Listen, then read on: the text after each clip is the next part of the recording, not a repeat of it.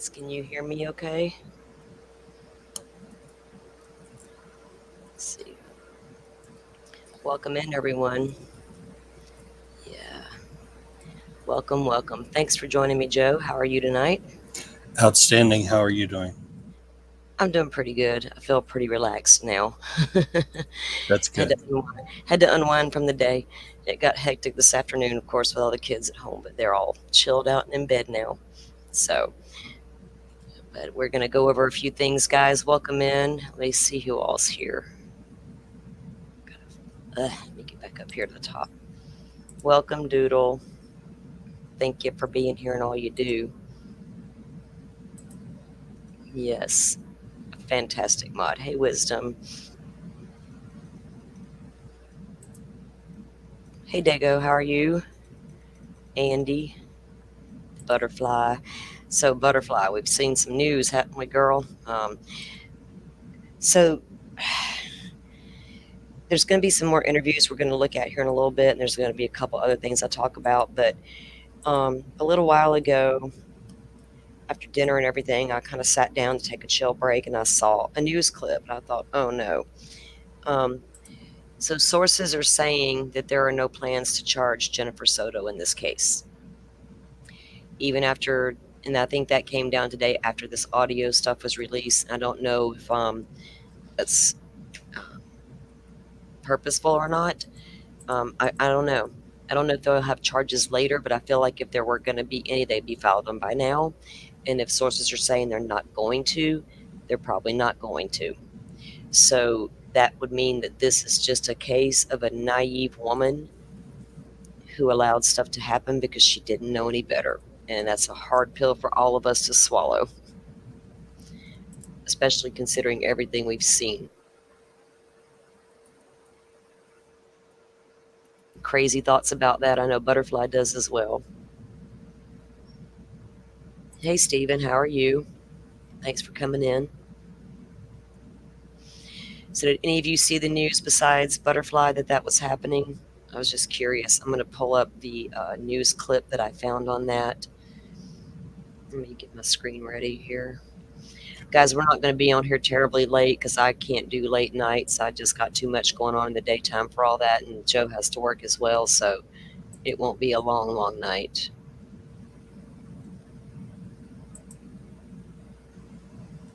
Okay. All right, let me get this pulled up.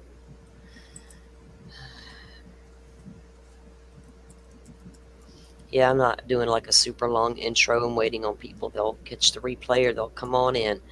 We'll be fine. Okay, here we go with this news clip. We've been following this major case of little Madeline Soto now since the beginning, since she was reported missing in Orange County in late February. Good afternoon. I'm Darlene Jones. And I'm Greg Ormond. This is a look at the 13-year-old girl's picture, and investigators ultimately found her dead in St. Cloud. This was back in early March. Police arrested this man, Stefan Stearns, for her murder. Prosecutors are seeking the death penalty. Stearns is the boyfriend of Maddie's mother.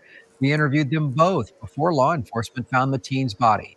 Channel 9, Shannon Butler joins us live in studio for this breaking update. And Shannon, sources have told you the mother of Madeline Soto has not broken the law. That's right. And the interview with Soto takes place on February 27th, about 11:30 p.m., just after her daughter was reported missing. She has a hard time answering some of those questions, but sources tell me nothing so far she has done has been criminal. So at least for now, no charges will be filed. Jennifer Soto appears calm as she tells the Orange County detective the events surrounding her daughter's disappearance. She said at 11 p.m. that Sunday, just after her daughter's 13th birthday, she sent Madeline Soto and Stefan Stearns to bed together. Is it normal for both of them to sleep in the same room? Sometimes when I really need a good night's sleep, I will send them upstairs. But when also a lot of times we will sleep together in the king size bed, all three of us, or sometimes Stefan will go upstairs and our bed alone. So it just really depends on what's going on that night with our schedules and what we're doing. She's lived two roommates and another child that sleeps there sometimes, and that Maddie's bedroom is downstairs in the living room. She told investigators she thought that her daughter was getting ready for school the next morning, but she never actually saw her. She said she got up and went to a doctor's appointment and then got back to the house about 11 a.m.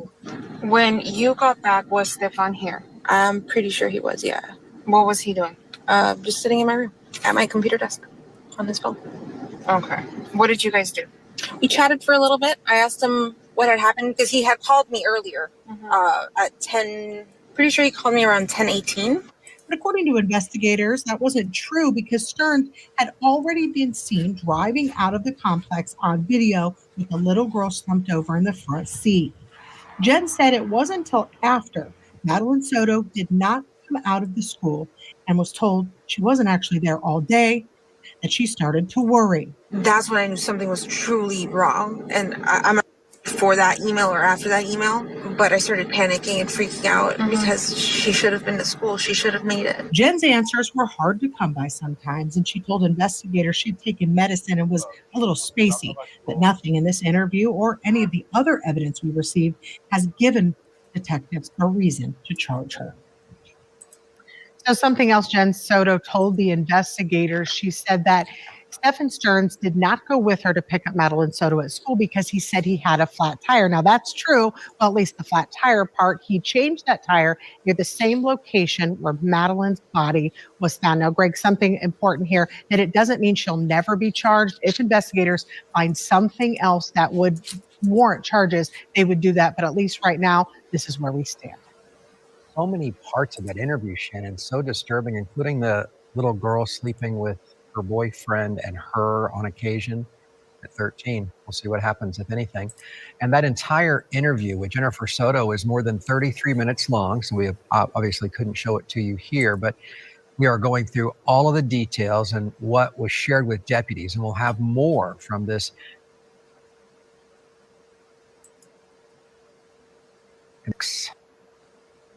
Again,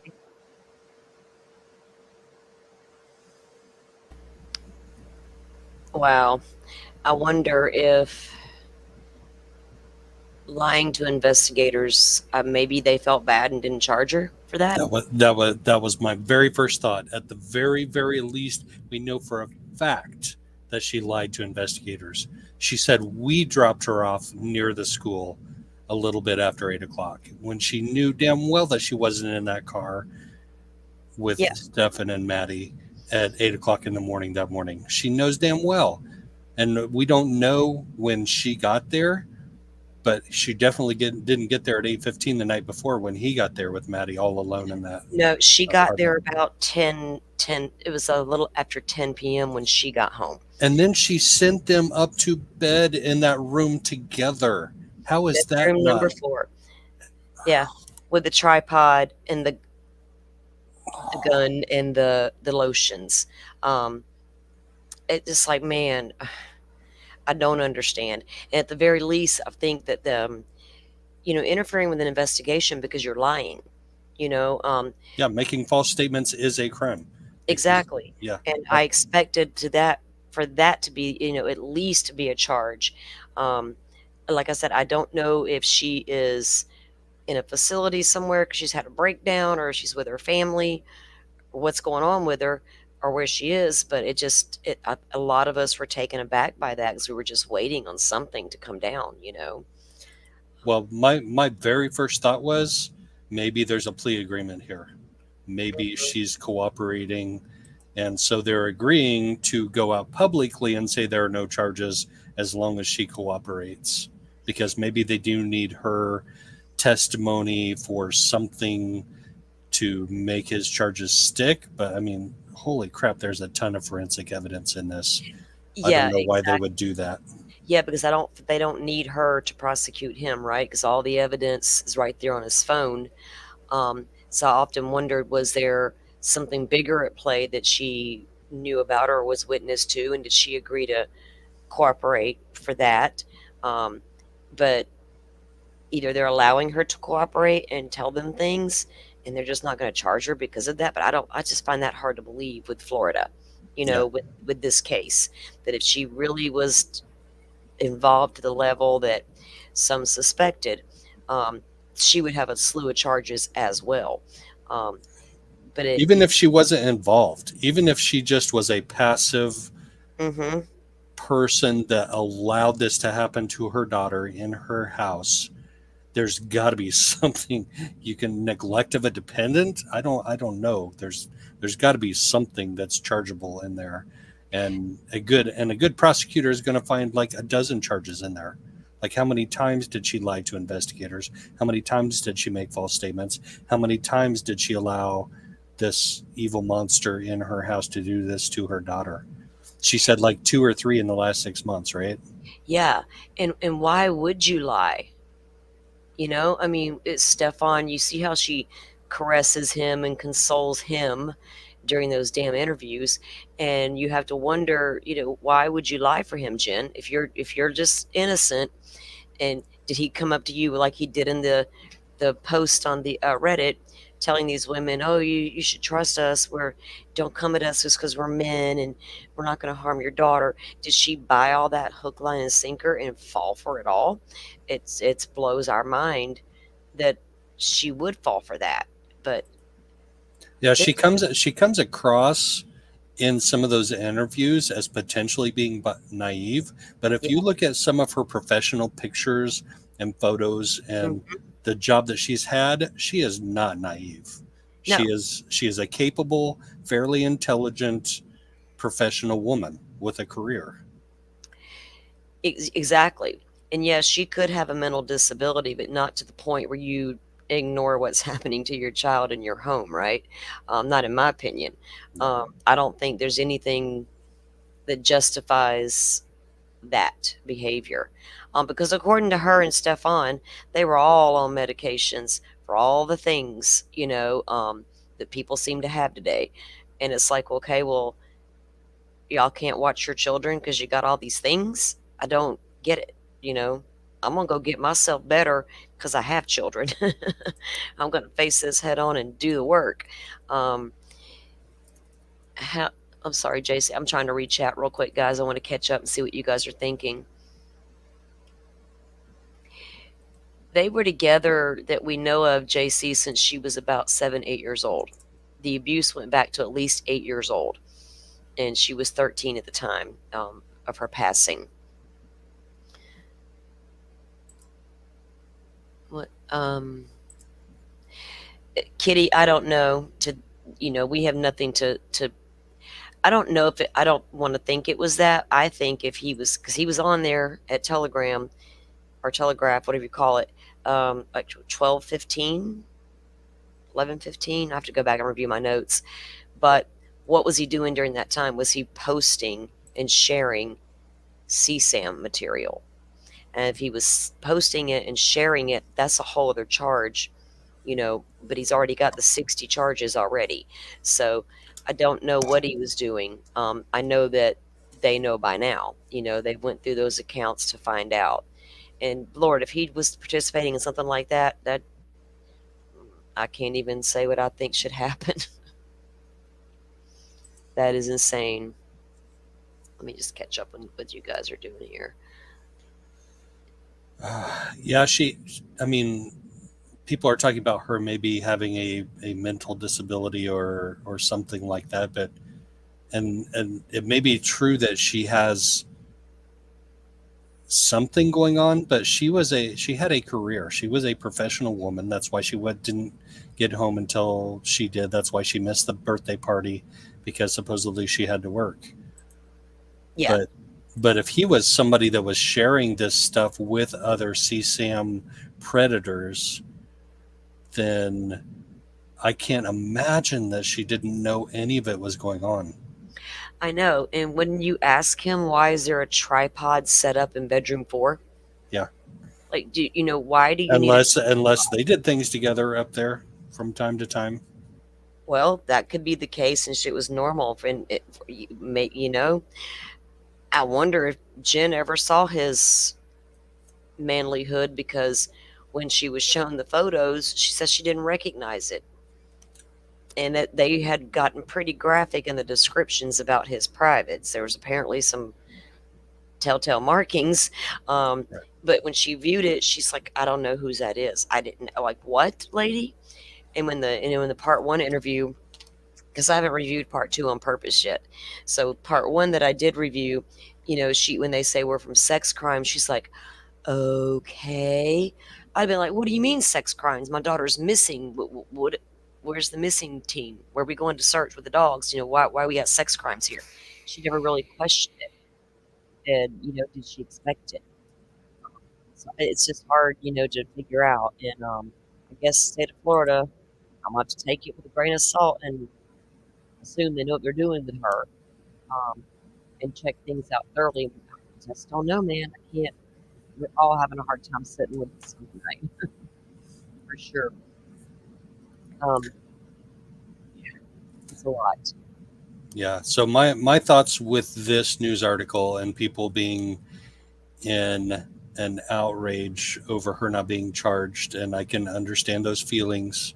I definitely can understand those, but we have to look at charging people in the light of three potential categories that they fall in. And the number one category is factually innocent. And we know she's not factually innocent of lying to investigators. So then the other two levels are not guilty and guilty. Yeah. So not guilty means, not guilty means you don't have to prove your innocence, but guilty means the prosecutor has to try those charges in court beyond a reasonable doubt to jurors. So it's possible that they just don't feel they have that strong of a case yet, and they could later at a later date. Yeah, and exactly. Will they end up charging her with something? Even what is it? Obstruction of justice, when you lie to the police and you're interfering with investigation or whatever it's called. And Dago, we wondered, was there a bigger thing going on with the network that she knew about? But if she did, like Joe suggested earlier, is she cooperating? Oh. And because of that cooperation, will they come out and say, an official, we're not charging Jen Soto? This is a source telling the newscaster that. So, and I don't doubt the source at all. I'm not saying that. But yeah, I don't know if she was part of that. I don't know if they would come out and a source would say it or not. But there still could be a possibility that she is, a witness to something or helping with a bigger thing. But if she knew about all that and knew that was going on, she's absolutely part of the problem. Charge her. You can't just get away with, okay, I did know all about it, but I'll help you now if you don't charge me. I'd have a real hard time with that if I was a prosecutor. And I would think the public pressure on that prosecutor would be immense if he doesn't come off with any charges for her at all ever. Yeah, in Florida feels it right now. There's a lot, the people that I do talk to within the state, that were just waiting on charges, If they don't have anything to charge her with or prove anything, I don't know how they would charge her with anything but lying. That to me was enough. Your daughter's missing. You've been sending her to sleep with this man, and now you're sitting here caressing him on national TV and hugging him. And yeah, you just gonna lie for him now? Did he say they're never gonna believe me, hun? You got to say you were with us and all this other crazy stuff? And she just went along with it. We just don't know. It's insane. There's a little clip I'm going to play you guys that I found a few minutes ago. Let me pull this up. It's not very long. It's pretty brief. Uh-oh, what did I do? Let me get back to my list here. I know that more of this is coming on this particular one, but this is a little piece I caught right before we came to air. Hold on. So this is a little bit of Stefan's daddy talking about Stefan. Already knew this incident occurred because one of his childhood friends talked about it with Gray Hughes and told the story. So I knew this had happened, but his dad reconfirms that. So let's go with this. Suffered from like mental illness or anything? From what? Mental illness? Me? No, not him. Okay. When he was 8, he and a friend were playing in a parking area, and a guy came out and got in his Toyota pickup truck, said hello to the kids, and then backed up over them. and they both were run over, but he got hit in the head Okay. with the bumper, and he had a slight tick. He had separation anxiety, so he slept with us for a while, and finally I said, no, you got to go to your own bed and get over that. He would go over to a neighbor's home and spend the night and show up at 2 or 3 o'clock in the morning wanted to come home. But as far as Nothing diagnosed or medication? well, he's been seeing a psychiatrist or psychologist or something. He's been on anxiety meds, depression or what have you. I have no idea what they're talking about, because obviously he doesn't share that with me. But he's battled a number of things: depression, anxiety, and what have you. As a child or as an adult? Maybe ADD as a child, but as an adult, more severe. Okay. And he suffers from sleep apnea. Was he able to complete school no problem? Well, depends on who completed it. My mother and his mother. So we did online schooling, and she ended up doing most of the work for him. Did he ever go to college? No. We've been following. Man. Lord. So when he got run over, and his friends said that after that incident happened, that Stefan and his mom just despised Toyotas. Like they had this bad thing. There was a lawsuit involved. I think she sued the guy that ran over Stefan. But I found it interesting that the dad talks about his anxiety and the separation anxiety and how Stefan slept with them until he got tired of it and put him back in his own room. I know his parents almost divorced at one point. I know a little bit about all that. It's one of the friends had suspicions of mom because dad was out of town a lot. And I don't know, did he carry that over to adulthood and tell Jen, well, when I was a kid and had all my anxiety, sleeping with my parents solved it.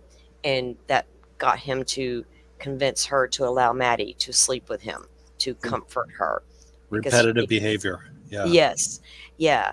And it's like very bizarre stuff we're finding out about this guy and his family.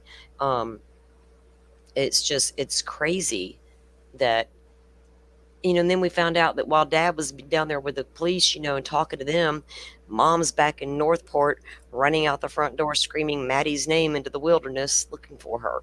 It's like, what is wrong with you people? It's weird. Yeah. When you say crazy, I want to hear Patsy Cline, though.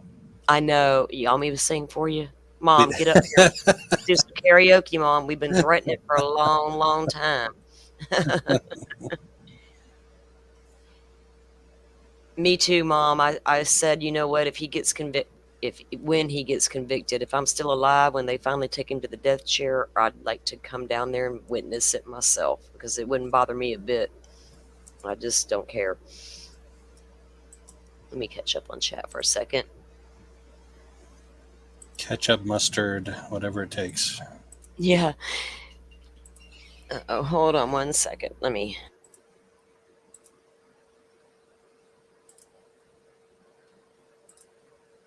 Okay, I thought my son needed to ask me a question, but he's good to go. He doesn't need mommy the way he used to.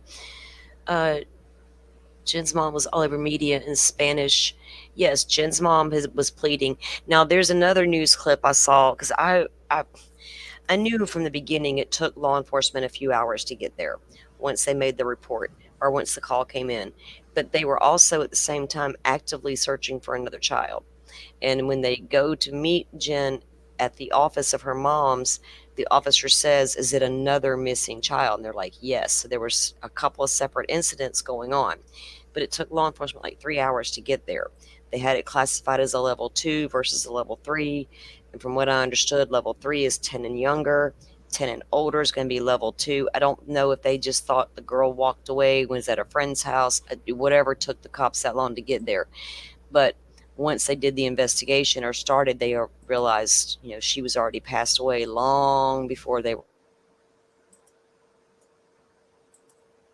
Uh-oh.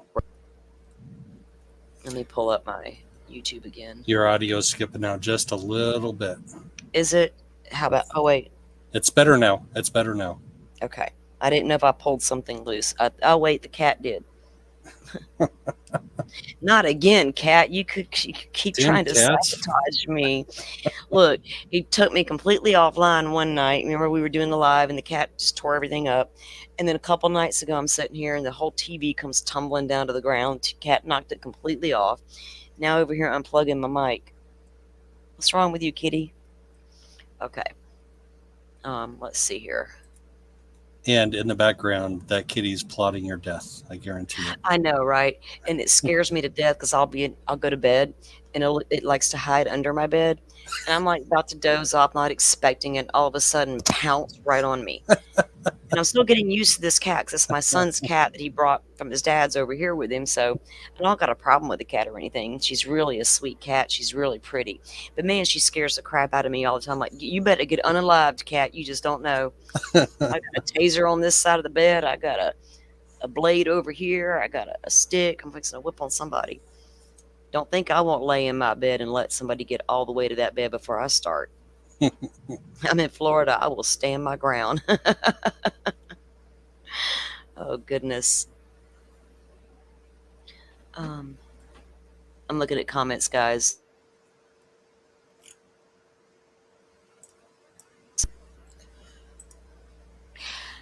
Yeah, I don't know, Paula. I don't know.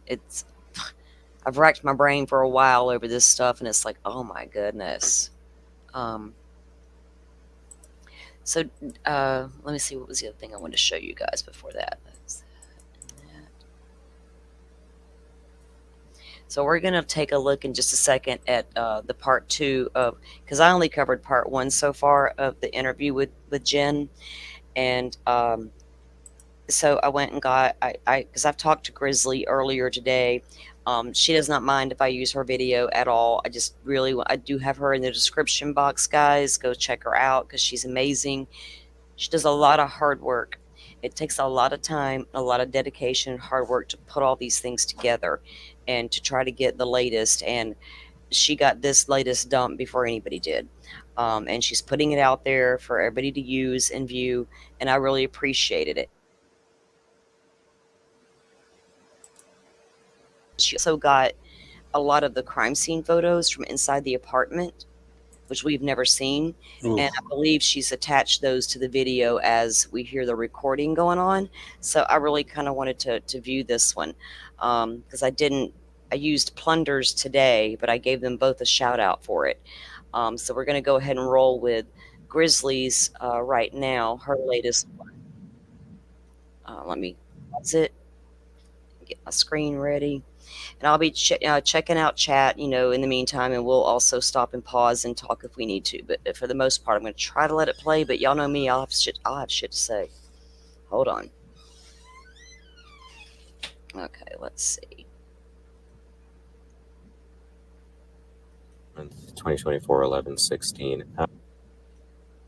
7th, 2024 11/16 hours for OCSO case 24-011313. Can you state your full name? Jennifer Lucette Soda. All right. She said Jennifer Lucette Soto. Now, if there's little silent portions, there's parts that they redacted, okay? Court redacted that before they handed everything over, right? So if you hear little silent bits and you're like, the sound cut out, no, it's just... I'm here to talk to you today. We're going to talk about, and you're familiar with kind of why we're talking right now, right? Yes. Okay. Can you tell me when is the last time you were with Dom?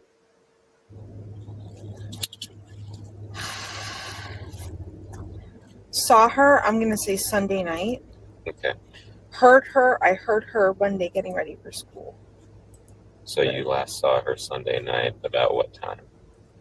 I would say 11 p.m. before she went to bed.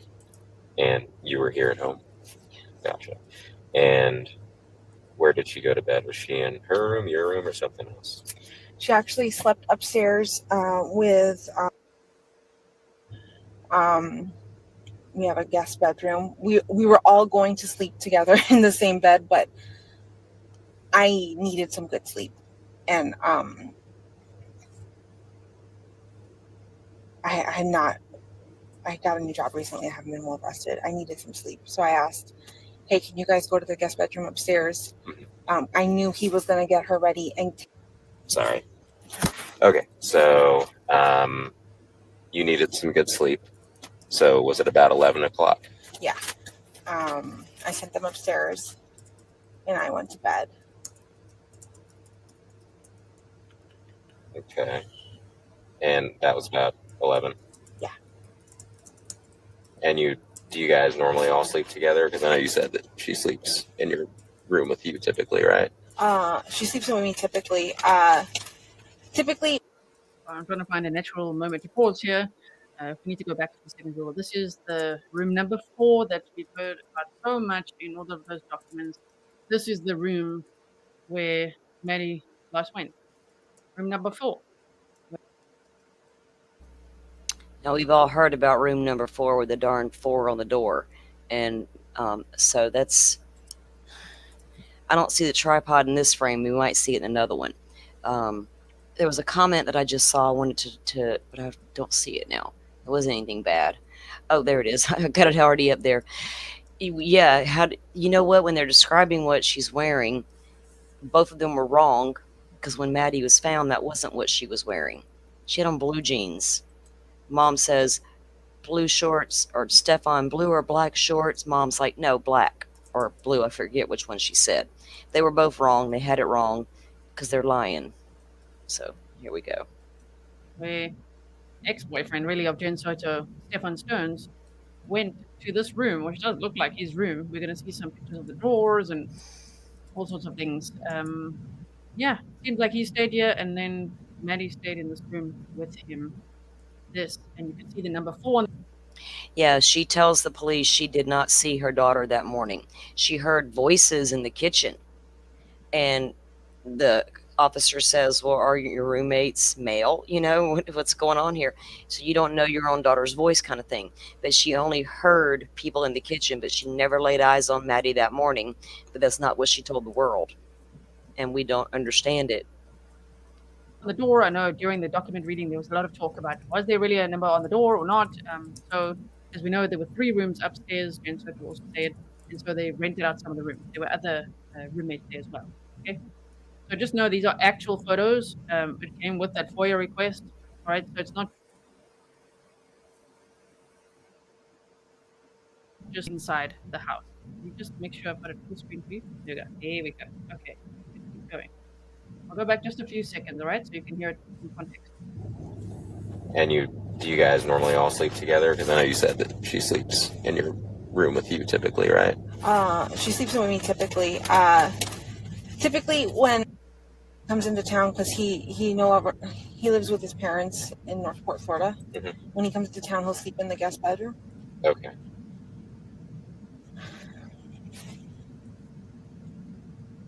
And Stefan is the one you're referring to, right? Yeah, Stefan's room. Stefan. How often does he stay here? Oh,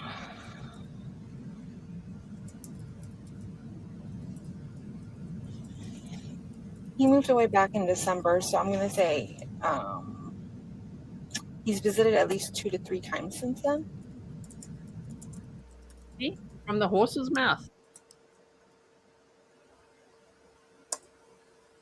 But Jen herself says Stefan Stearns moved out in December. He's been to visit 2 or 3 times since then. I still would speculate that Stefan Stearns said that Maddie stayed with her grandmother, her grandmother, when she had her birthday party, for the week leading up to when he visited her, right? And you'll hear Jen Soto say in these interviews that he saw her. Oh no, it's actually not. We're going to listen to other interviews. It's the grandmother's interview. The grandmother actually says, we haven't played that yet, I've been listening to files. The grandmother says that Maddie stayed there from Friday night. So we are refining this timeline slowly but surely. And so Maddie wasn't at home for the weekend after school, right? Friday night with the grandmother, sounds like Saturday and Sunday with the grandmother. And then Jen Soto's sister dropped her off back at home. But Jen wasn't home yet because she started a new job. Stefan Stearns arrived about half an hour later. That was February 25th, Sunday, 2024. morning 26th is when Maddie was seen in Stefan Stearns' car, and police believe that she was deceased, right? And we've gone through the rest. Okay. Okay. Why did he move away? He was offered a better, well, his dad had offered him a job, but it fell through. Oh. So okay. now we're trying to get him back here. And he just visits? Yeah. When he visits, does he stay for like hours, days, weeks? I would say days. This time we had planned on him staying a whole week because I was going through. JC, the party was on Sunday, hun. Yeah. So dad gives you a job working for him, and dad's got a lot of real estate in a big old company, and you couldn't cut it, and now you're trying to get back to Jen's because you, dude, really? Training at work. So I wanted him to be here to help me with the dog, help me with the training. Okay, so this time he was planning to stay for a week. How long has he been here?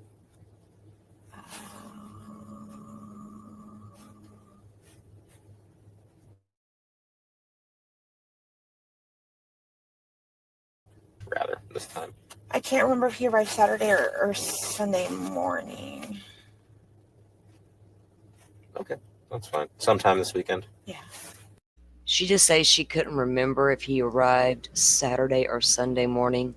Yeah, this interview makes me so mad. And oh my God. You know me. I'm a person that is a devil's advocate all the time. I'll be like innocent until proven guilty, and she is. But there is so much deception in this interview. So many clusters of deceptive behavior, deceptive linguistics. I mean, good grief, woman. She can't get her story straight. No. And we all know that Stefan arrived at 8:45 on Sunday night, 15 minutes after your daughter was dropped off at home by your sister, Jen. Your boyfriend, or whatever he was, business partner, maybe, arrived 15 minutes later to take your daughter up to room 4. He wasn't even a boyfriend. She just said when he comes to town, he sleeps in the guest room. That's not a boyfriend. Exactly. And why do you send your daughter up there with him? That's why I wondered if she ever saw his privates, if you couldn't identify them. Good Lord, did you never look?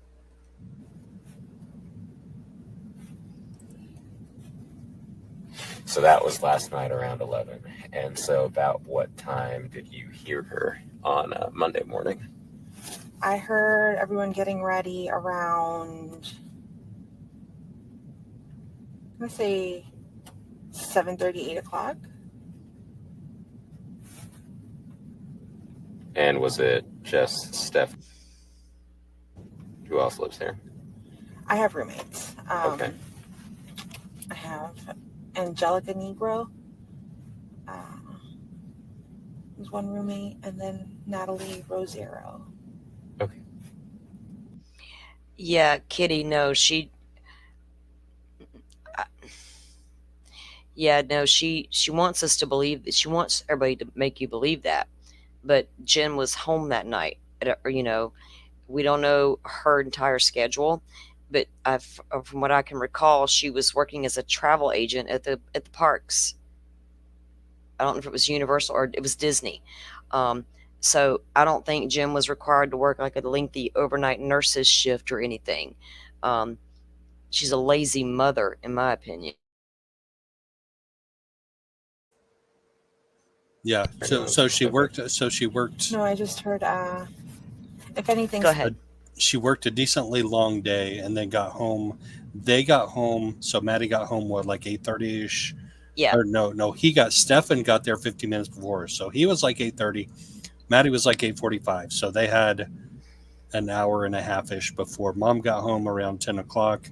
Yep. They all apparently piled into the bed together in Jen's room. And Jen is like, I can't take this. You guys both go up to that room upstairs. Mm-hmm. And if you don't have nothing to hide, why are you consistently, because the very early TV interviews done with her, before any of these documents came out or any of these interviews with cops came out, the woman was flat out lying on national television and everybody could see it. Stefan came and woke me up accidentally because he was trying to let the dog out, Mm-hmm. and the dog gets really nervous sometimes. Mm-hmm. I was trying to help him with that, get him on his leash, but he got him situated and took him for a walk. Okay. Did you hear around 7 or 8? I heard noises in the kitchen, but I'm not sure, Not sure who it was exactly. who it was exactly. Yeah, Gotcha. it could have been any of the roommates. But you didn't see her leave Monday morning. Were you still in bed or still in your room? I was still asleep. Yeah. Gotcha. What time does she normally leave for school? We usually leave around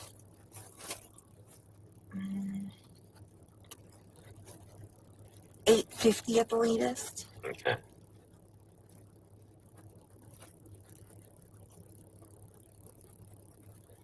What time does she have to be to school by? 9:28 is when school starts. Gotcha. And so I think you had said the previous night, you and Stefan had agreed that he was going to get and take her in the morning? Okay. And they were going to stop at McDonald's and get breakfast, but she changed her mind last minute and did not want McDonald's. Okay. When'd you find that out? Changed her mind last night. What's up with this damn McDonald's? We're so sick of hearing it. When did I find that out? When Stefan called me around 10:18 in the morning, I had stepped out to go get blood work done. Mm-hmm. And he had just let me know that he just got back home from running errands. And that I asked, did you guys ever just stop at McDonald's? And he said, no, she changed her mind. He tried convincing her a few times, but she did not want McDonald's anymore. What time did you leave the house yesterday in the morning? Or what time did you step out, rather?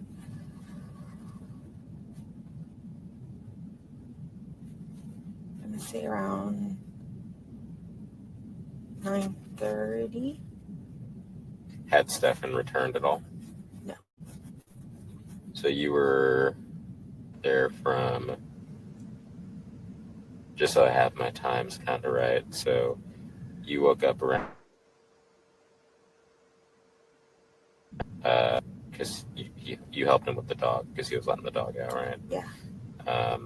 And then did you go back to sleep, or were you just kind of in the room? I laid back down and went back to sleep. Okay. And then, do you remember what time you woke up after that? I believe I set my alarm for 9 a.m. Look at the kitty. Wait, what Look did at she just Fury. mention about You haven't seen 9:30? My cat, our cat Fury. Hold on. Yeah. Hold on. She just said something about 9:30. She thought maybe he came back at 9:30, but she fell back asleep at 9. No, so he comes in the room that morning around 8 to get the dog, and she don't want the dog to pee on the bed, so she got up and helped him leash the puppy. He takes the dog out. Then she hears people in the kitchen, and she goes back to bed. So for like an hour, she stays in bed, and she's up again at 9, and she's up. Yeah, but I thought she said something happened at 9:30 before she said something supposedly happened left at that 9. she earlier in the earlier part 1, she tried to say she left the house by 9:30 because her appointment was at 10:15. So I think she left around going on 9:30, and that's when Stefan returned to the house. He calls her at 10:18 to tell her about the vape store experience, and Maddie didn't want the McDonald's after all.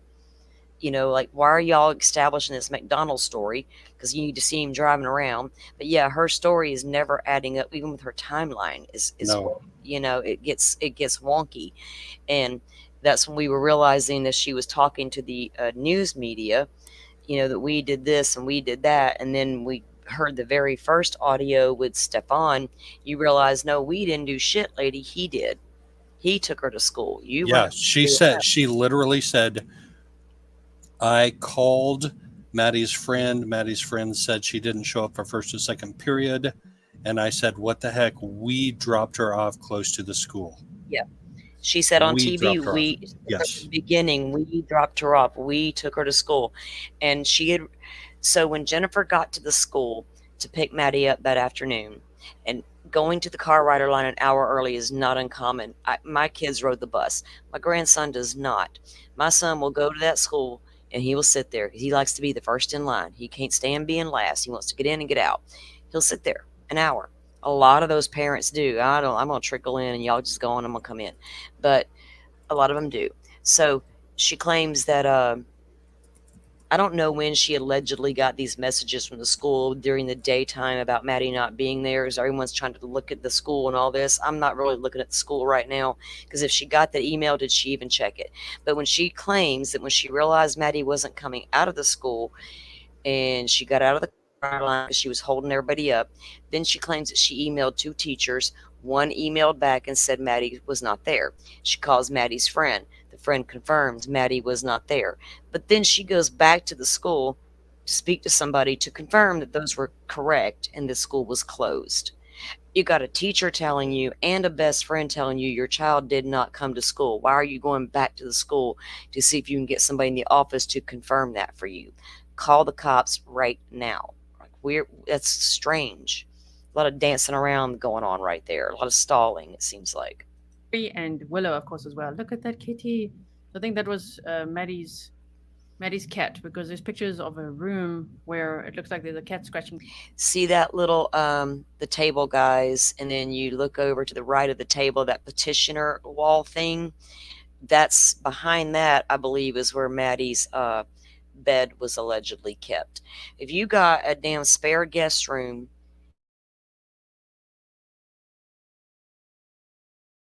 in the house somewhere, why didn't she get that bedroom? And Stefan could have slept in your room, Jen, when he visited. Post and things in there as well. So you see at the back, you see this door, right? You see the couch, and you see at the back there's like a room divider. Behind those room dividers that's where Maddie's room was. I'm putting that in air quotes if someone's just listening. It's like room dividers, and there was a bed there and most of Maddie's stuff. So it's pretty weird that Stefan Stearns and Jen actually kind of broke up, in December. And the roommates also say, well, we've been through lots of documents before, right? That's how we know these details as well. I've still got lots of files to work through. I've listened to some of them, but it's a lot of data. So we'll get there. But the point is that the roommates also like, what? We didn't know he was really back here. Like, he was here. Like, what the hell? That night. So isn't it strange that Jen Soto would ask Stefan Stearns to come over? Yes, she says to help with Maddie and take her to school because she just needed good sleep because she started a new job and all of that. But it appears... That just reminded me, originally, the story was Jen called him that morning to come pick Maddie up and drive her to school for her. And then we all found out that was a lie. That was the very first lie they told. Why? From the pictures and the audio we're listening to, right? I put these pictures over this audio, just so you know. So it's not provided this way. I wanted to make it visually more interesting for us, of course. So the thing is, isn't it weird that Jen Soto would then basically sleep in Maddie's bed and then send her daughter, Maddie, upstairs with her supposed boyfriend, aka ex-boyfriend? What the hell? Isn't that crazy? And yes, room number 4 was the one with the tripod, the gun, and the masturbation cream. Yes. And while I'm chipping in here, let me also tell you guys, took one for the team without even wanting to take one for the team. That way, by looking through a lot of photos, included in those photos are naked pictures of Stefan Stearns because they had to swab everything. No. Oh, you poor girl. You can't unsee that shit. Don't. Ooh. Sorry, y'all. Oh my God. Cannot unsee that. Okay, you do not want to see it. All right. So because remember they talk about certain things that can help them distinguish if it's him on some of the material that was made, which is so sickening. Oh my goodness. Yes, those were included. Oh my. Damn. Okay, so let's keep going. Gotcha. So it would have been around 9 a.m. that you woke up. And in that time, okay,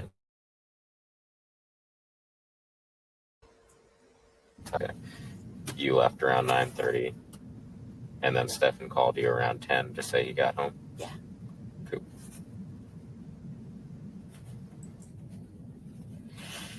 Got it. Okay. Did he say anything else aside from she didn't want to go to McDonald's?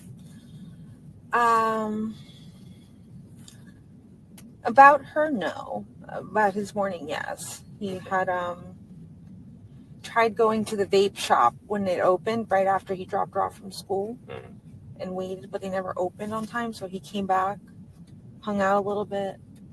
He came home around 10 and then went back out eventually to the vape store to go get some vape stuff. So he left after 10. What time did you get back home for the day?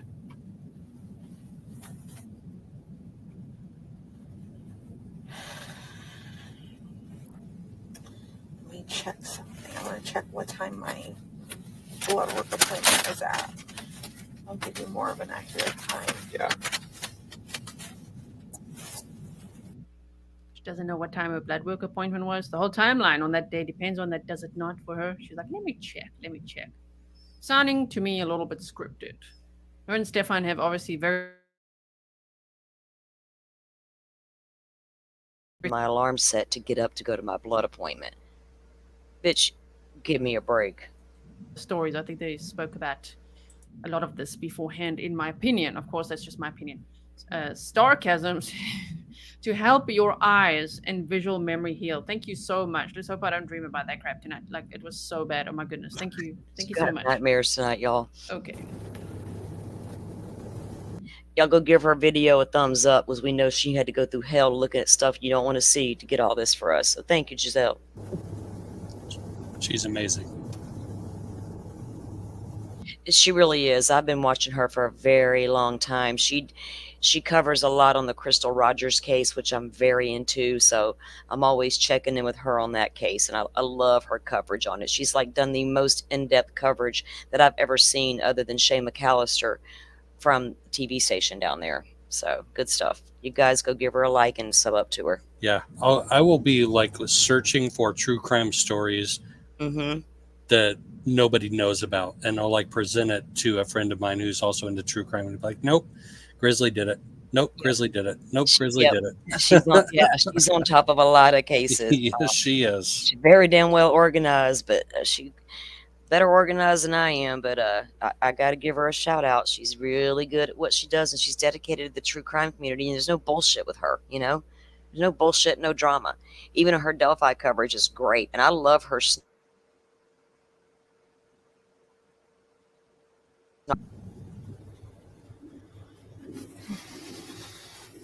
Okay, so my appointment was at 10:15 and it took them 45 minutes to see me. So I didn't get home until 11:15, 11:30.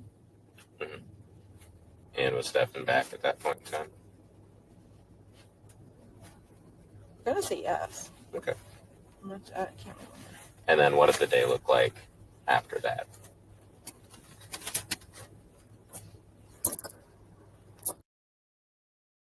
Sorry, I was muted.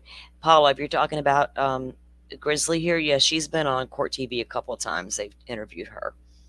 And I think she's going to be featured in a documentary. She mentioned that a while back, but I forget what it's about or which case it's involving. But she's got that coming up as well.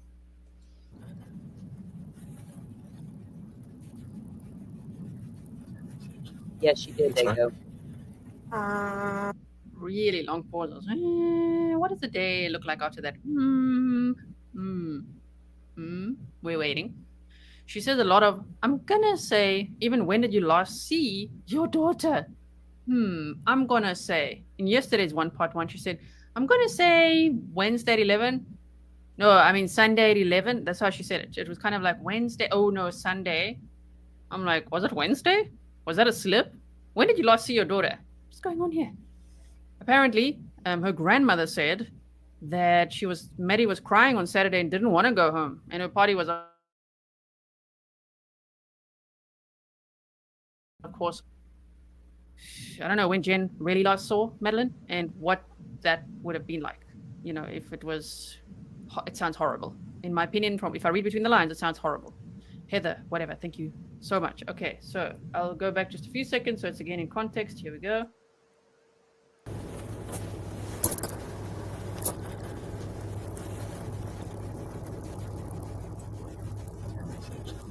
That's fine.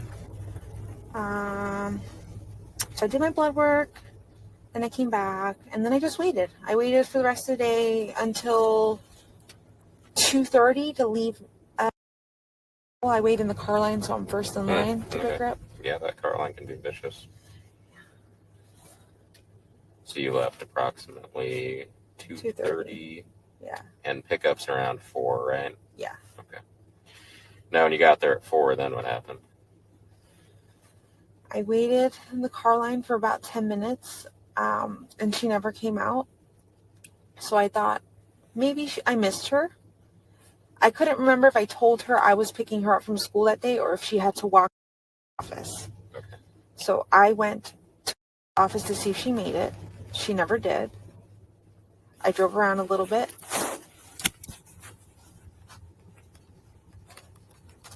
Okay. I drove around a little bit, looking for her. I went back to the school. The school was closed at this point. I wanted to speak to somebody at the office to see if anybody could tell me if she had been there. I think at this point I had called, before I went to the school, I actually called her best friend and I said, "Hey, with you, I can't find her. She didn't walk to the office and she wasn't at school when I went to pick her up." She said she never made it. She's it's a first or second period. And I'm like, "What do you mean? I dropped her off." Or we dropped her off close. Check with the rest of your friends. She did. She got back to me, said none of them saw her today. I emailed one of her teachers. Her teacher texted me her attendance for the whole day and told me she wasn't in school at all. That's when I knew something was wrong, and I freaked out. Okay. Is it typical of to walk to after school? If I'm working, yes. And where I mean, in relation to the school, like, is it a close walk, long walk? It's a very close walk. Okay. Of course, they're asking, is it typical for Maddie to walk to there's a grandmother's, that business place? That's what they're asking. I'm trying not to chip in too much because I know we just want to listen to it. So maybe we could do like I don't know how we'll do that, but like a round 1 and a round 2 where I could then give you my commentary. Like you saw in part 1, I didn't give that much commentary because I know we just want to listen to it. Okay, that's what I want to do. So in case you're wondering, why don't I say more? Because I'm trying to just play it. So we could just listen to it together and then we could pick it apart another time. If you'd be interested in that, please leave some comments below.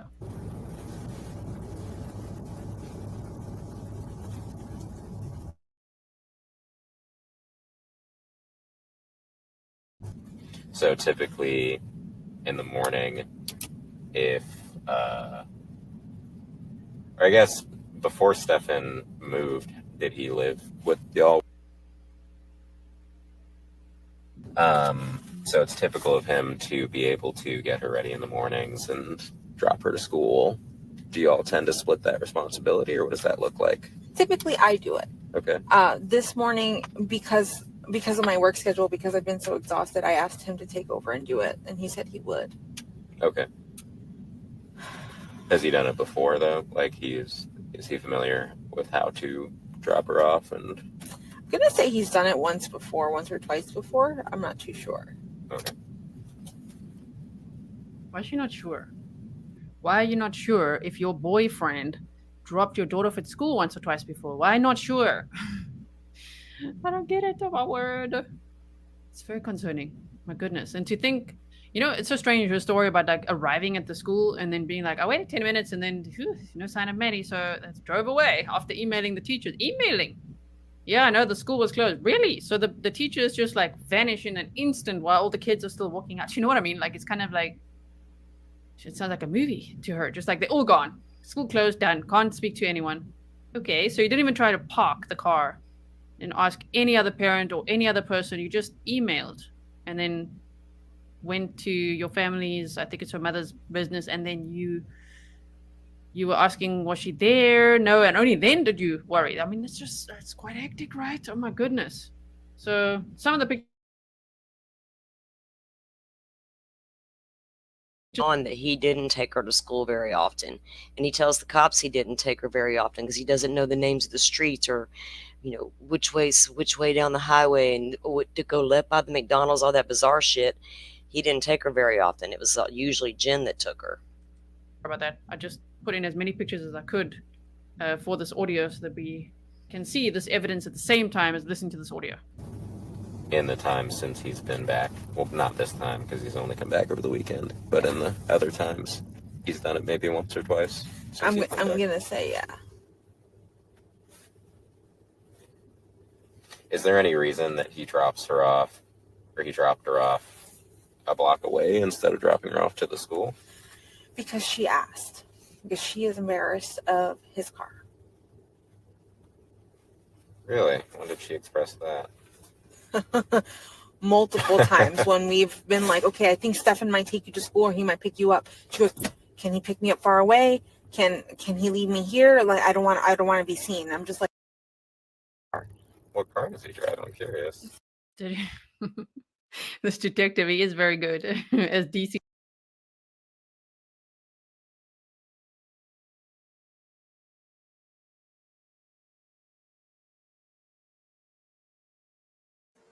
Uh-oh. Salty, are you there? Oh, sorry. I was addressing the comment. Yeah, what we do know is a source has told a news agency there in the area that there right now, as of now, no charges are being filed against Jen Soto. We don't know why. Well, He okay, said this detective is very good. Go ahead. I'm 99% sure I heard them say we don't believe she has committed any crime. Didn't they Yeah. say something like that? Yes. And that's It- total bullshit. I'm sorry, but Yeah. that is total bullshit. Yeah. Lying is a crime when there is a criminal investigation. Right. It's or- obstruction. It's something. Yeah. You lied from jump. She was lying.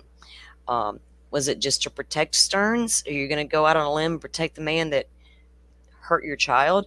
Are you really just that damn naive that there's no way he could do that? It's insane. She's going to sit on his lap and part his hair and run her Yes. fingers through his hair on camera. Ugh. Ugh. I know. Good. When Jen Soto does it, and then he's like, what? Like, why is she laughing like that? Oh my word, it's not funny. This is the day after her daughter was apparently last seen. The day after her daughter went missing. What? Like, so calm, right? So calm. I know people will say, but she's medicated and all that. I don't know if one can medicate a protective instinct out of someone. You know what I mean? Like, she's not protective at all of her daughter. Like, what the hell?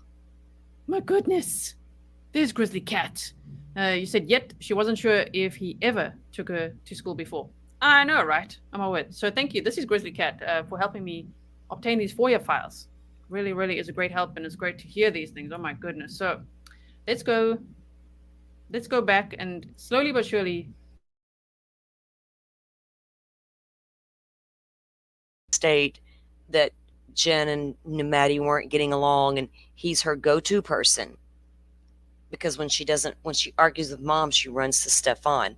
Was Stefan part of his grooming, instigating fights between mom and daughter, or knowing that they were having, and then he's over there taking? I mean, it's just a sick thing. He wasn't comforting that child. He was lying the entire time about it and using that to benefit him. He was grooming her. That's the word. Mm-hmm. He was grooming her. 100%. Exactly. Yep. It was all a part of He legit did all of that. Just like I'm saying, I mean, you can't be that naive when it comes to your babies. You just can't. There's no excuse for it no more. Right. There's a spectrum. And on one end of the spectrum, you don't ever let your kids talk to any strangers or go to any sleepovers. And actually, I'm not a fan of that, of not letting them go to sleepovers in strangers' houses. But at some point in time, you've got to have you've got to relax the standards a little bit at some point in time as they grow up. But this level of ignoring the shit that had been going on with Maddie since she was maybe 7 or 8 years old Mm-hmm. is a whole nother level. That's like the other end of the spectrum. And so that I think that's why everybody's going to be so upset over this case, because 90% of us parents out there are not going to ignore all of these red flags that have popped up through all of these interviews. No, exactly. And Kitty, I agree. I have anxiety and PTSD too. I've been diagnosed with it for years. I also have children and 2 grandchildren now.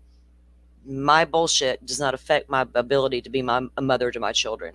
And let me tell you, I've had some devastating PTSD. I lost one of my babies, but I still had to carry on for the other ones. So Jen can quit it with all this ADHD, PTSD shit.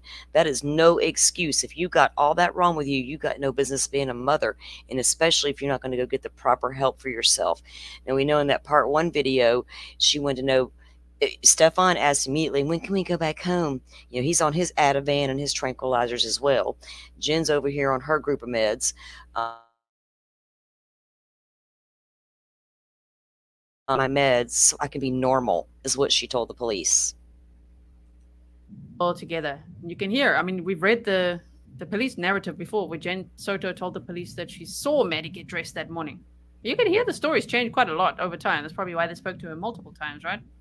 Okay, so let's play it again from here. Back over the weekend, but in the other times, he's done it maybe once or twice. I'm gonna say yeah.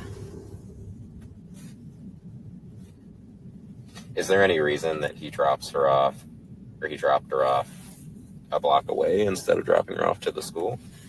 Because she asked. Because she is embarrassed of his car. Really? When did she express that? Multiple times when we've been like, okay, I think Stefan might take you to school or he might pick you up. She goes, can he pick me up far away? Can he leave me here? Like, I don't want to be seen. I'm just like, What car does he drive? I'm curious. what's that be like? Oh, okay. But to her, that's an old empty car. Fancy taste. I get it.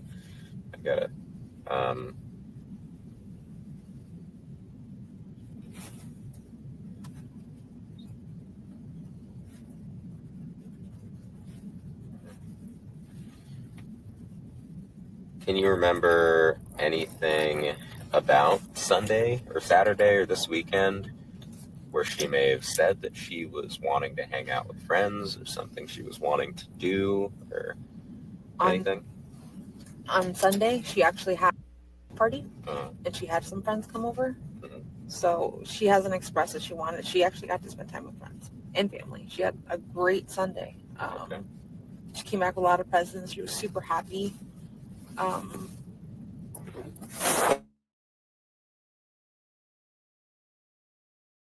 Okay, thing. No, nothing like that.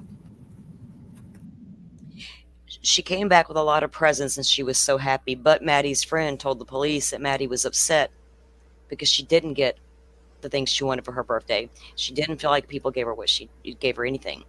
So I don't know that, we don't know that she did have the best time, Jen. You weren't even there, so how the hell would you know? And didn't she say to somebody that she didn't want to go back home? Yes. Yeah. That same little friend that there's Giselle said earlier that there is audio, I believe, with the childhood friend, the little girl, that, or the friend they spoke to.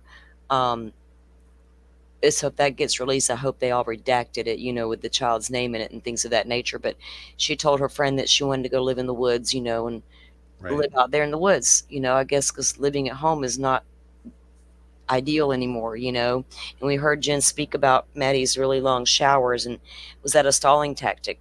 I don't want to go out there, and we also feel like they said that some of those images they have in the videos where Maddie was being assaulted, the child appeared to be asleep.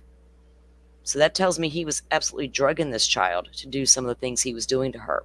It started out she was absolutely awake, because there's one that goes back to when she was young, and when I read it, it just made me, oh my God. It's apparently it's a video of Stefan, her asking to play a game on the phone, and him telling her what she needs to do to him in order to get that phone to play that game. So as she began to get older, did she resist? So you resorted to knocking her out? Did she wake up during something happening and it got sideways? I don't know. We don't know yet. Has she ever, in the totality of, I guess, everything, as long as she's been ever gone off to spend time by herself or gone to hang out at a park by herself or something to kind of clear her own head?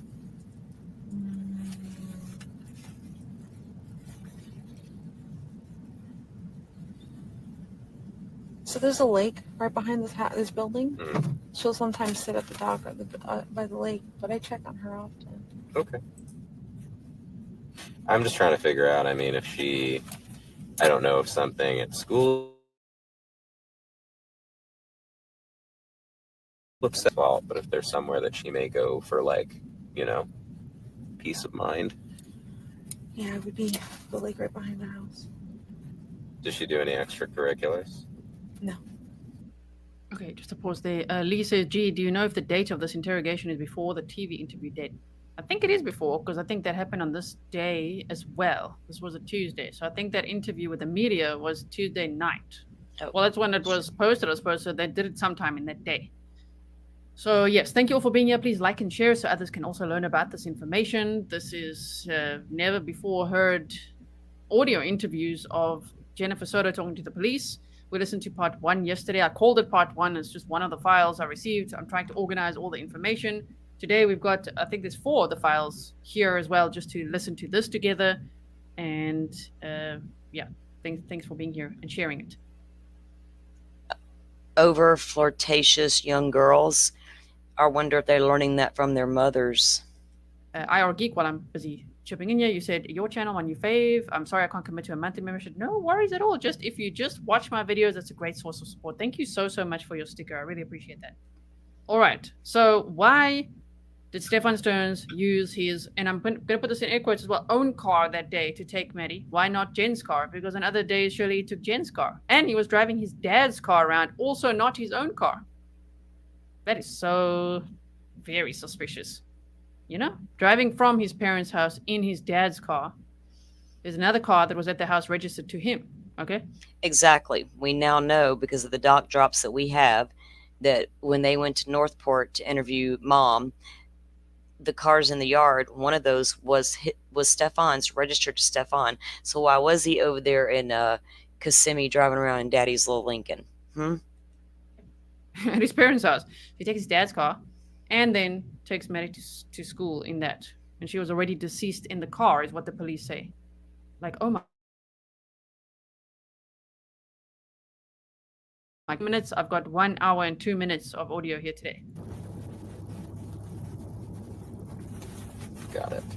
Now your roommates, I know you told me their names earlier, but can you give them to me again? I didn't write them down. Sure. Oh, damn it. Angelica. And then Negro, Nigro. Uh-huh.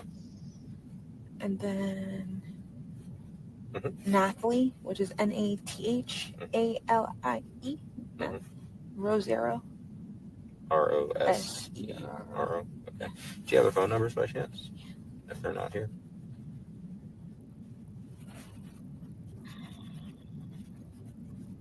Are you okay? Do you have to use the bathroom? No, I'm just anxious. Oh, okay. I've got anxiety. Let me see where it is.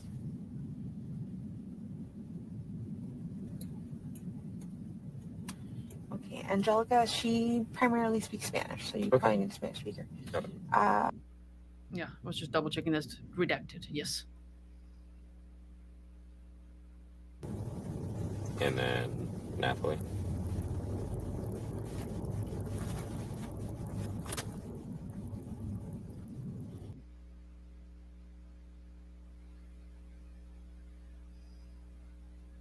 Got it. All right. When's the last time you got in any kind of trouble at home? I'm gonna say a few weeks ago. What was that for? I don't think. Oops, sorry. If she gets a yelling, or if she gets in trouble for anything, it's for her disorganization and messiness. She leaves laundry on the floor. Okay. Her room's a mess. She keeps her space very disorganized. So I kind of get on top of her. Do I remember the actual argument? No. When I went through her text messages back on February 2nd or 3rd, she had expressed to a friend that, I was crazy. I was acting, Yeah. being nuts. Almost stuff to say. Yeah, apparently I don't remember this in this conversation. I remember saying this once, but not in February. But she had said, if she continues to behave this way or not listen, when she turns 18, I'm not going to want to live with her. Okay. Or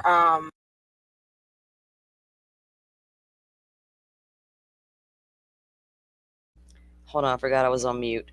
Um, I don't mind chat flowing and everybody having their own opinions and doing the things. But I'm really confused by the comment, though, Granny. I don't understand where you're going with it, but I'm gonna let it roll. Y'all just be kind to each other and be respectful of all victims, please.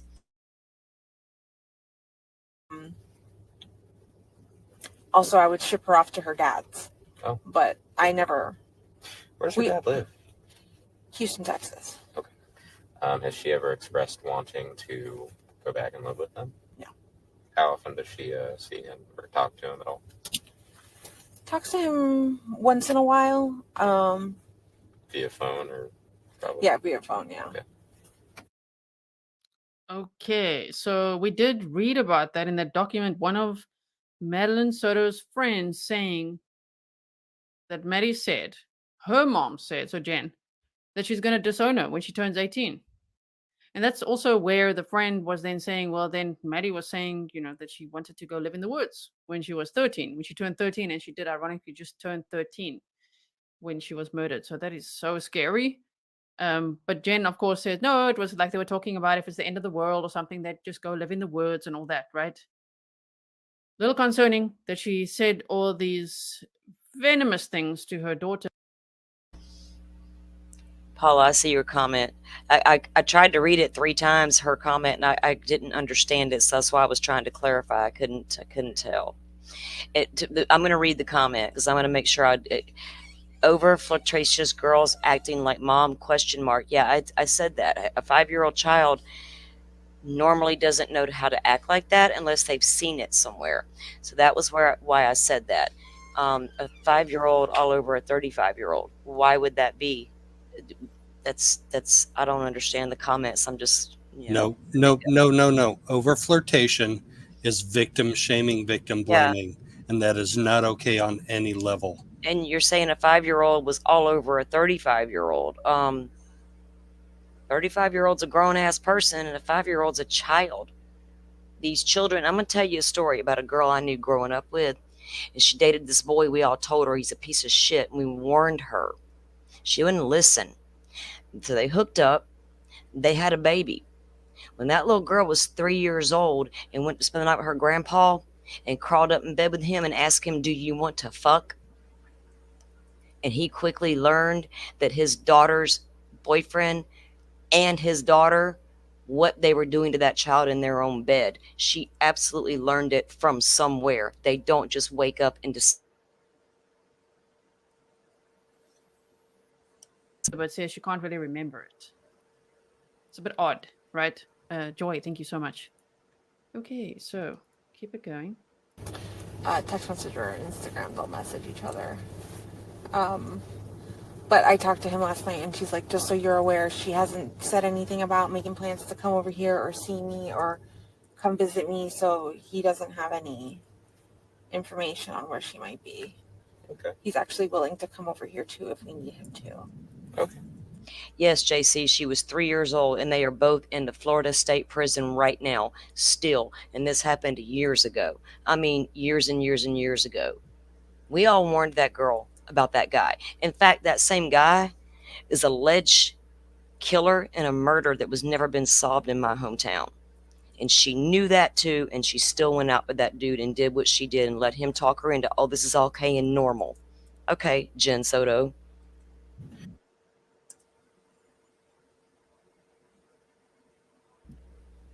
I gotta walk out back for a cigarette. I'm gonna take y'all with me on my phone. I'll be watching chat. Let's finish this. Yeah, watch that chat. Soto's Watch that biological chat. father. We do have that on the playlist as well because we had spoken about it, reacted to it, and all of that. So it is on the Madeline Soto playlist that I've made for you. But she's never made any plans, I guess, to go see him. No. What's her dad's name? Do you know his phone number?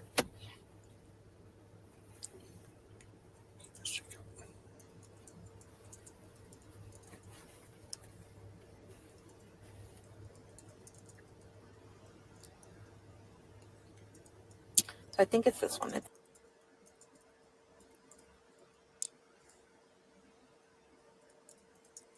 And he lives in Texas. in Houston, yeah. How long has he lived? Or how long?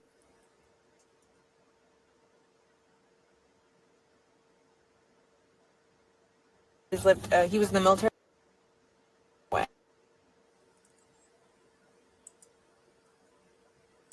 No. Anything with her? Nothing. Okay. And has she ever formed a relationship with him where they bond and talk or anything that like she? I guess I would try to rule out the possibility that she would be trying to go to Texas and see him or meet up with him or.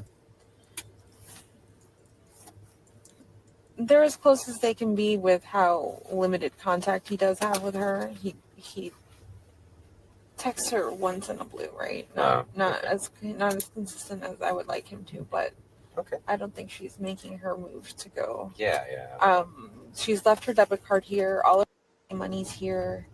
Her cell phone's here. Is it typical of her to leave her cell phone? Does she normally have it? She's got ADHD. She's very forgetful. This happens often. Oh, so she frequently forgets her things? Yeah. Okay.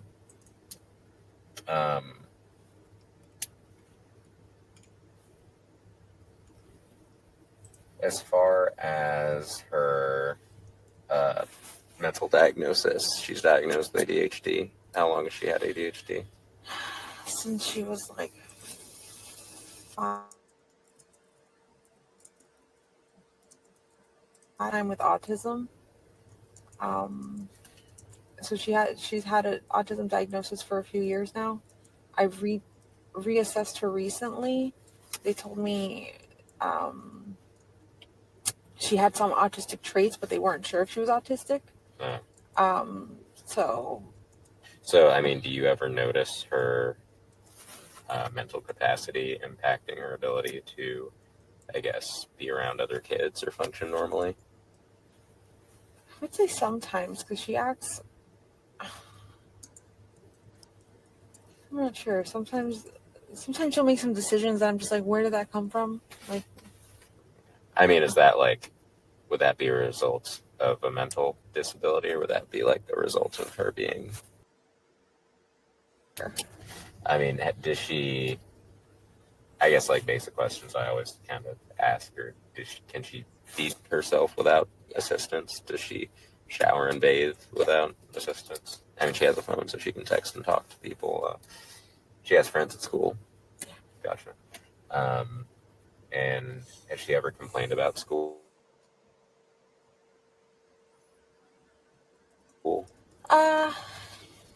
Not complained exactly. I know it's tough on her. She's given a lot of work. She's always behind on work. Okay. Got it.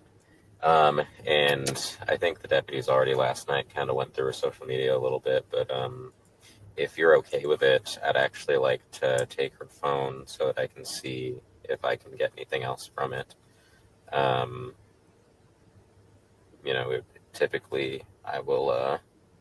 Typically me being able to go through it and go through text and social media will help me sort of establish a pattern of where people go and whatnot. If that's something you'd let me do. Sure.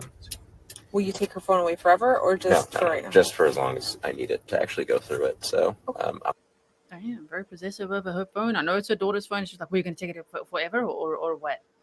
Yeah, Gigi's like, seriously, can't get over the mom sending her daughter to sleep in a bed with a grown-ass man. This is, again, a picture of room number 4, which is where Madeline was sent upstairs to go and sleep in a room with Stefan Stearns the last night that she was alive. This is the room where they would have gone to, okay?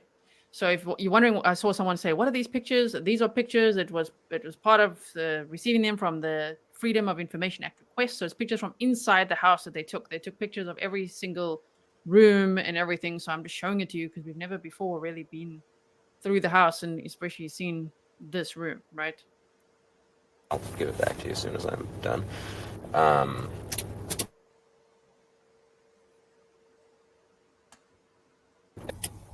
Yeah, I mean, that's just about all the questions I have at the moment. You know her better than I do. I guess my last thing would be like, what do you think based off of everything that we've talked about and everything that you've learned so far? Is anything sticking out to you? Based off of everything, me knowing her and knowing how she is, and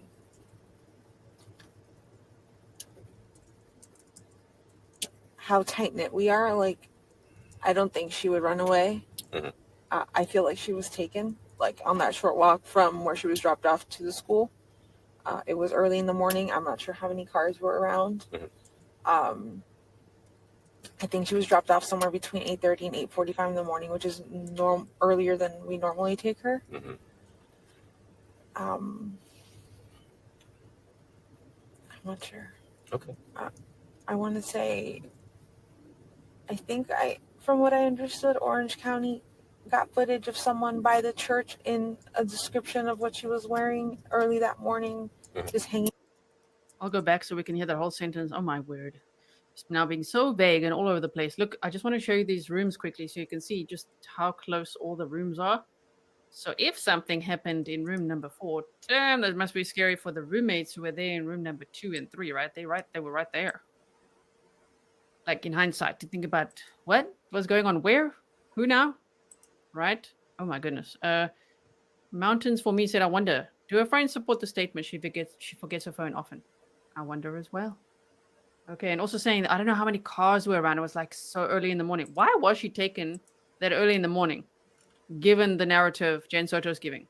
Tell us, why did Stefan take Madeline to school like over an hour early? Doesn't make any sense. But then also, like, she's making as if it's like, the crack of dawn. It's like 4 in the morning. She's pretending. Like, we don't know how many cars there would be around. Probably many. It's not, I don't know. It depends. I'm a morning person. So for me, that's like, sounds pretty late already. You know what I mean? Like, what do you mean? There's like no cars around. I'm sure there were plenty of cars around. Lots of people going to work. Liana said, is it just me or are children being abused and killed in the most horrible ways more and more every day? I think we're just becoming more aware of it. So no. It is all terrible, right? Thank you so much for being here. Let's go back a few seconds so you can hear that entire lot in one go. Here we go. As soon as we find her, I'll get back to her, hopefully. Yeah, I mean, that's just about all the questions I have at the moment. You know her better than I do. I guess my last thing would be like, what do you think based off of everything that we've talked about and everything that you've learned so far? Is anything sticking out to you? Based off of everything, me knowing her and knowing how she is, and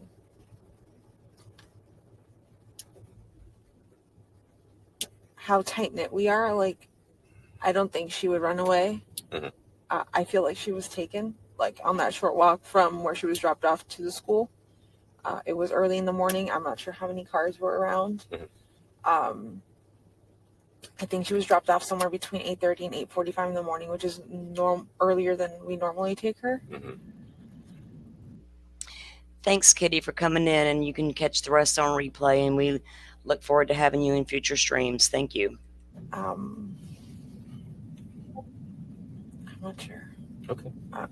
I want to say,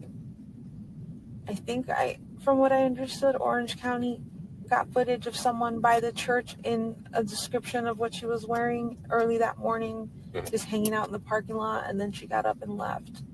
Yeah, so the video, they wrote it here, but there was a video of essentially what looks like her at around 8:45, just about that time, walking into that church parking lot that's right near where she got dropped off by Stefan.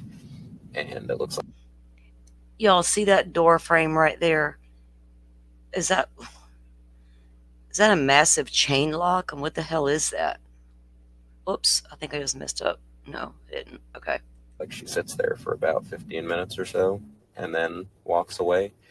So I'm wondering if it's typical for her to wait at that parking lot too for my stepdad to pick her up from school, so it's not abnormal for her to hang out there in that parking lot. Yeah. Okay. I mean, we know that was not Maddie Soto on that grainy footage from the church, okay, because she was no longer. Granny, we do appreciate you trying to teach about the warning flags. We also do that here. We talk about it quite often.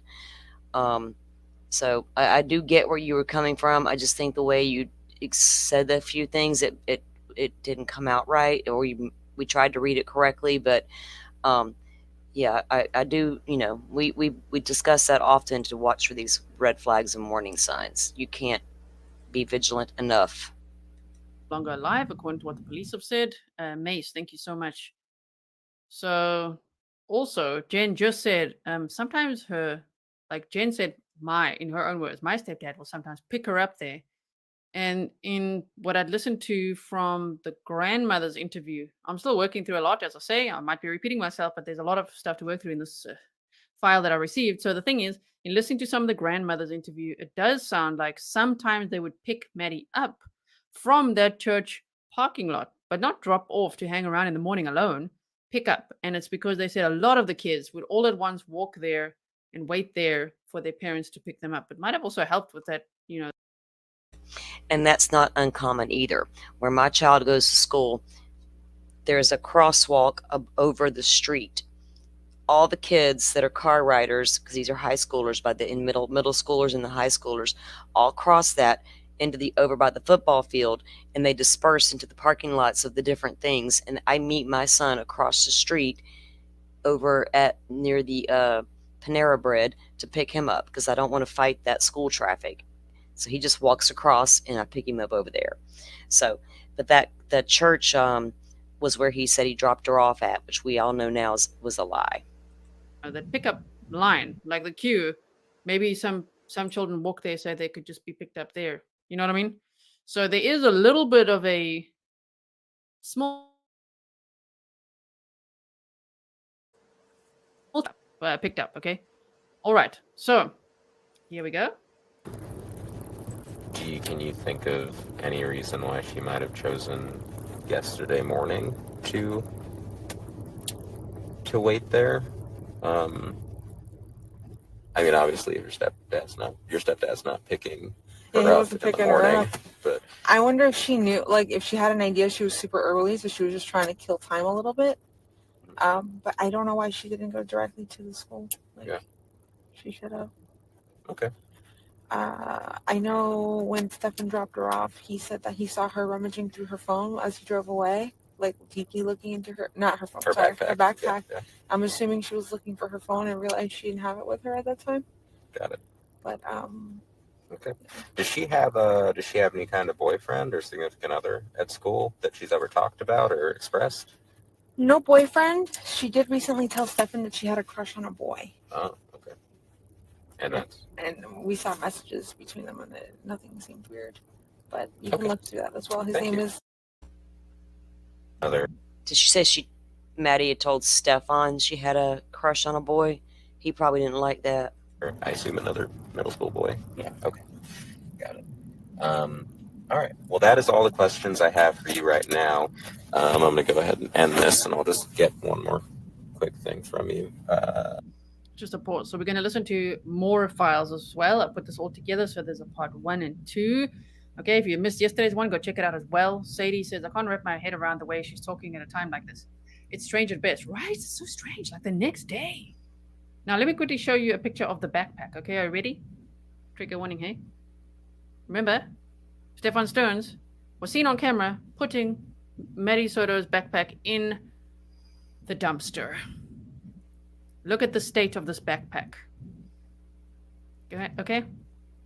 We've got lots of pictures to actually go through, so we'll have to do more streams to go through images specifically. But yeah, it looks to me, because I was wondering, why are they being Jen and Stefan so confident saying it's a backpack with like the gray flowers on it, like hibiscus flowers.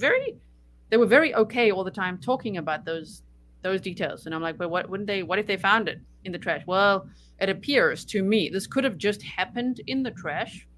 That's one option. Another option, something over the backpack to make it look not like what it is. How sad is that? With her laptop in it, her school books in it. Can you believe it? While we're pausing here, I'll show you another picture quickly.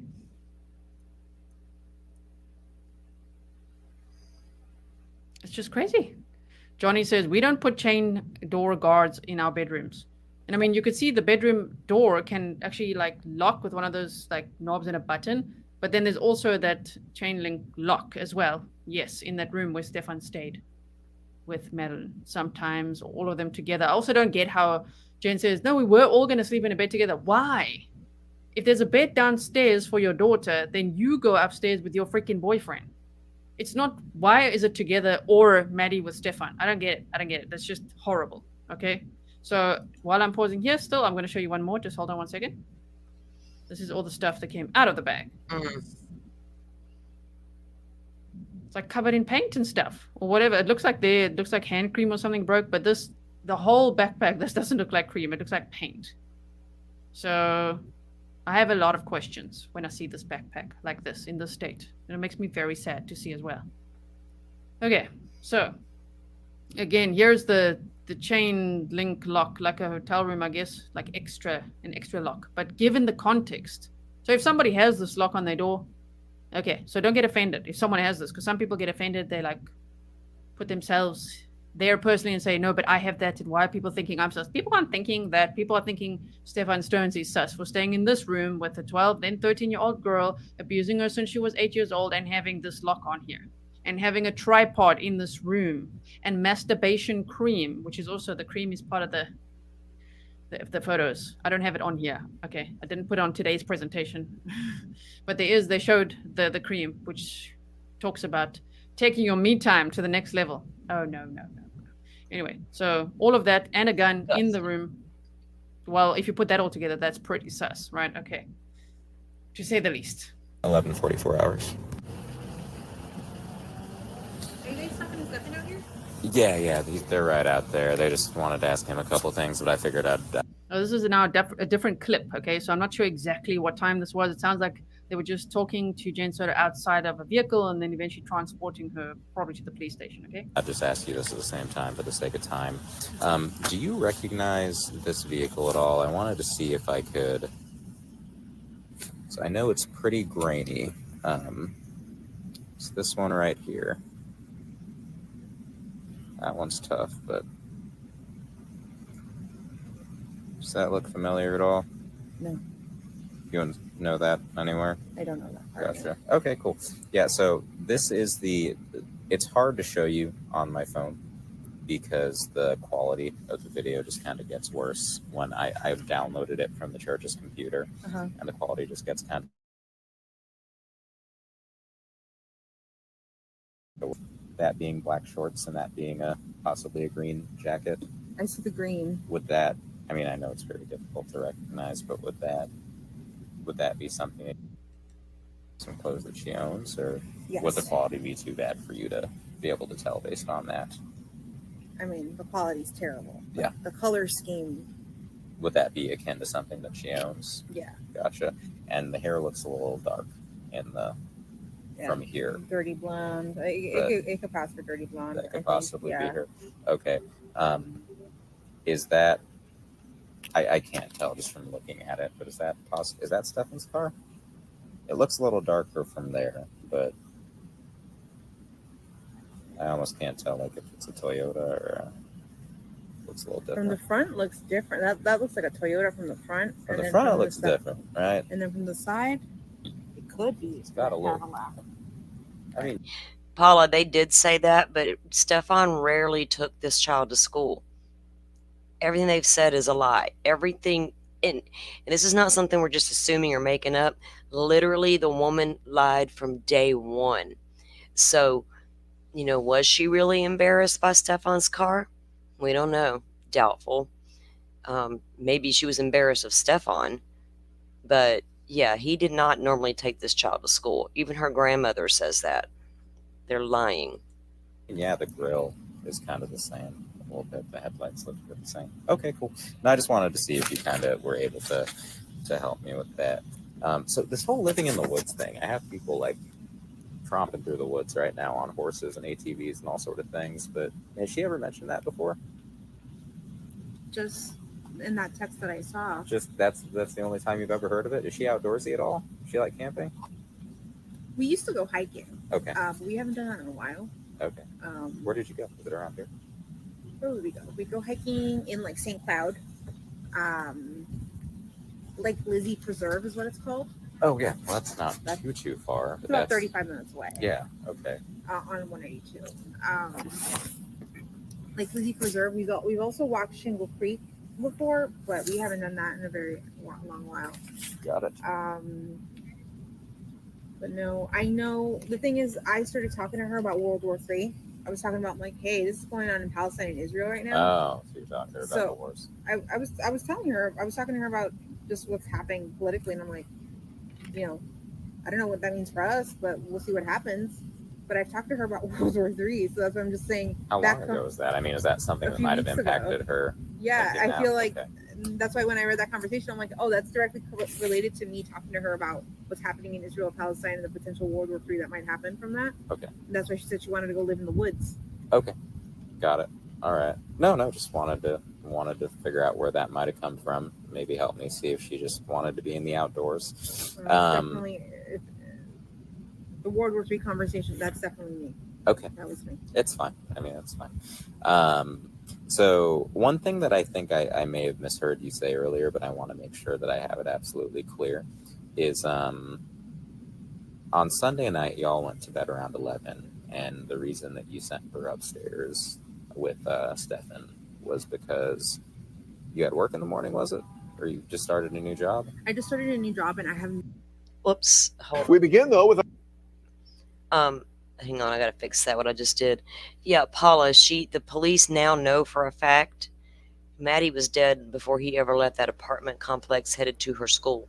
She was in the front seat, slumped over, with her head tilted to the left. So we don't know when he put her in that car, if it was before daylight, after daylight. I don't know if they even got that part on video, but the security cameras see her in that car already slumped over. He never went to that church to drop her off. He did the crazy driving around McDonald's to be seen on camera. And then him and Jen both made a point to point out the vape shop over and over and over. And Jen suggests, let me give you the name of the vape shop. And the cop says, oh, we can get the name later. And Jen says, oh, well, I just want to make sure you can go see the security footage, proving stuff.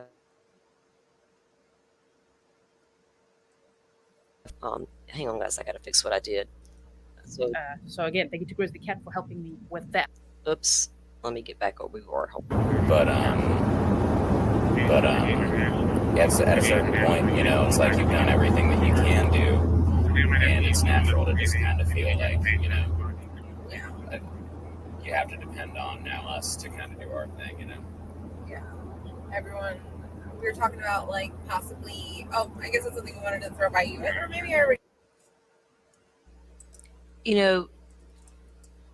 If Jen's room had a big ass king size bed, and the bed in number 4 was a much smaller bed,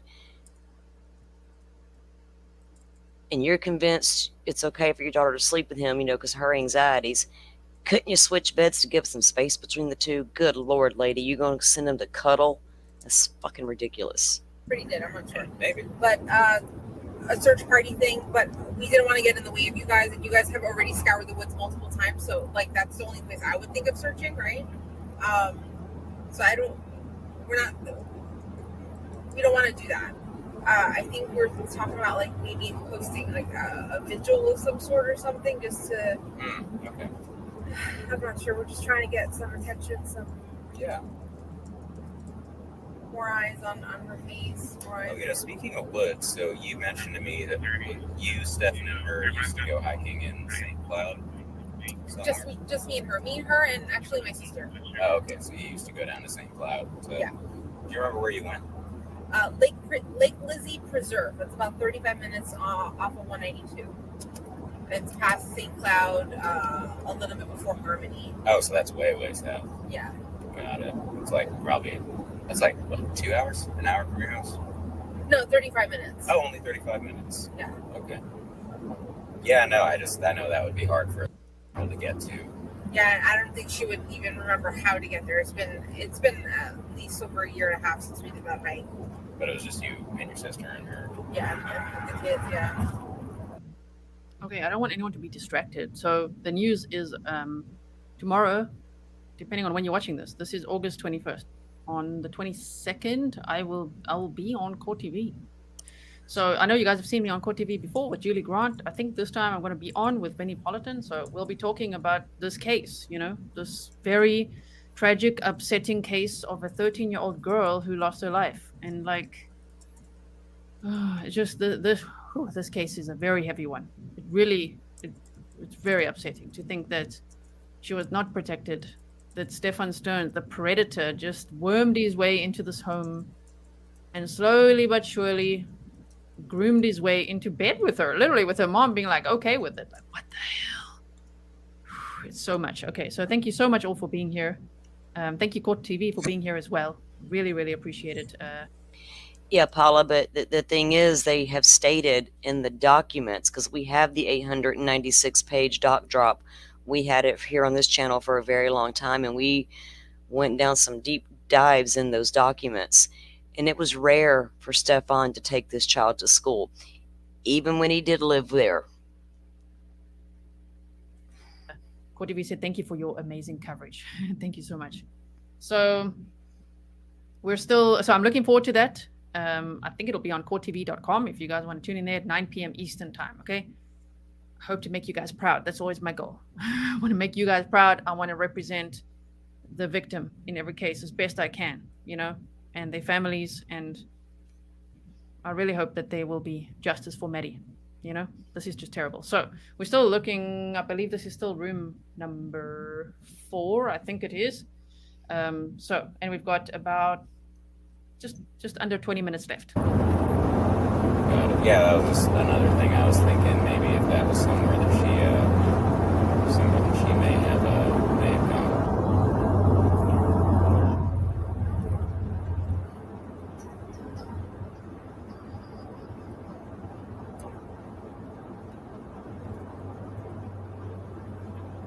Also, sorry, while they're driving here, I just want to say, some people are saying, like Teresa said, it looks like the bed was stripped. I mean, sometimes it does look like it. I don't know if then, was it like suspicious? Did Stefan Stearns do something like that? Or is it just the police, peeling back layer by layer and taking off the sheets and all that kind of stuff and then taking photos?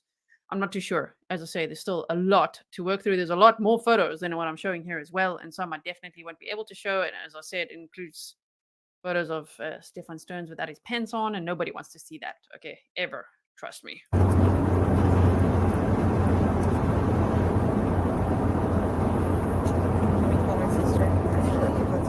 Yeah, go ahead.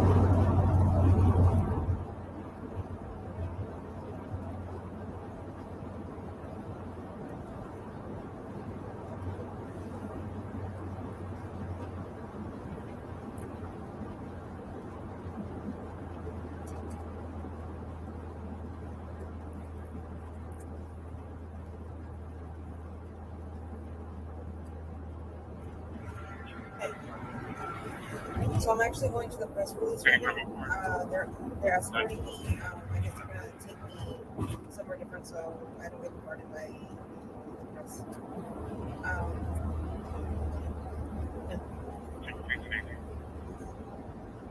So I'll find out what's happening.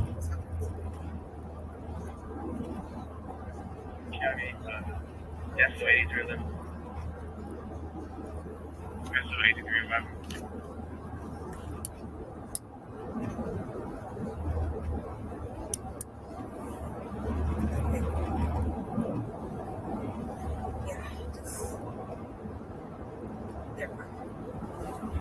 On the passenger seat of the detective's car.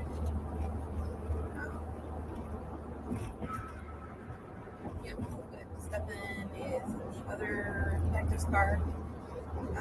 He had a bigger car, like a bigger seat for him to sit in. So they're taking him that way. So at that point, they were taking Stefan and Jen, I think, to the police station. And I think it was at that point that they then took Stefan's phone. where he was so confident that, like, oh, I accidentally factory reset my phone. And as we learned from some documents, we did that part 1, 2, 3 and deep dive of the documents. He factory reset it not once, but twice accidentally, according to him. Like, imagine trying to even do that. How do you accidentally factory reset your phone twice? Oh, my word. So, anyway, he handed over his phone quite confident that he deleted everything. But as we know how true crime goes, Uncle Google's going to get you. And of course, Celebrite and all the technology they have, and they're going to find everything you tried to delete, of course. Courtney, thank you so much. Okay. Stefan's dad is following us, and he's got secret.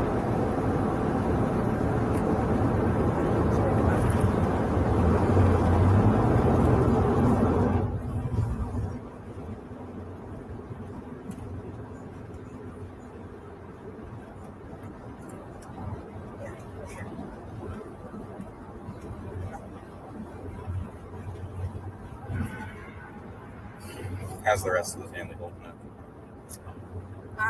As good as possible. They're all getting ready in front of the TV or pulling up Facebook Live to see if they could see the press conference.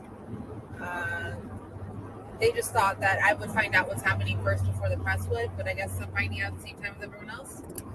Yeah, I mean, I've told you everything. I've told you basically everything I know.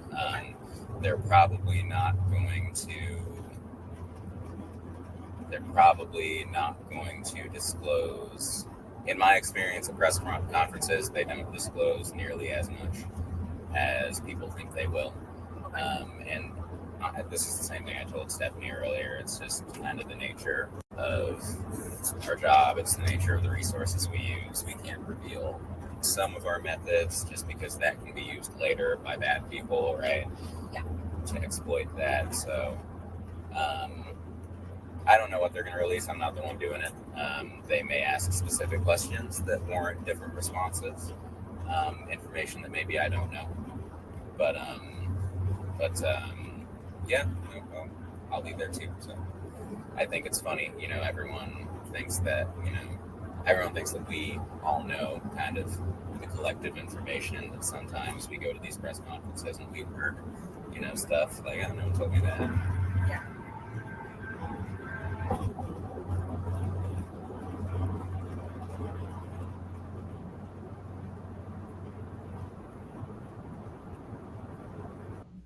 Like, what does Jen think they're going to announce at this press conference? Because really, it's a press conference to talk about a missing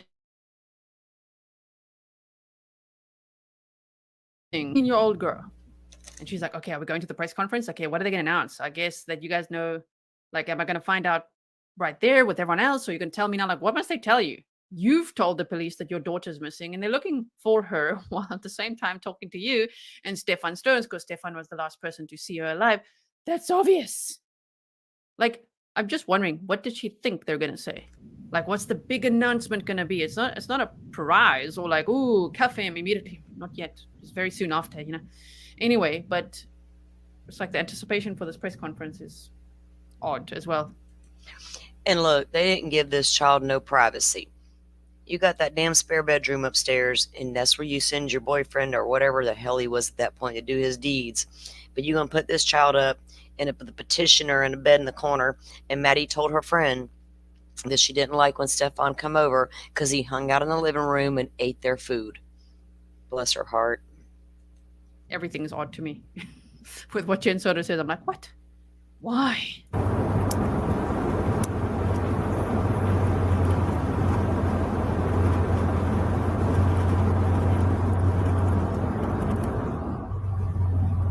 You said Stefan got a job up in North Port, right? So his dad works for a real estate company, and I guess had been told that they were going to offer Stefan a job as a project manager or like a junior project manager on a construction site. Like they're going to teach him the ropes, kind of thing, like an apprenticeship. And that fell through. So it ended up never happening. Oh no, that's nice. Yeah. So is he he lives down there, right? And I'm sorry, you got a 15-year-old boy. No shade to him at all. This is not about that.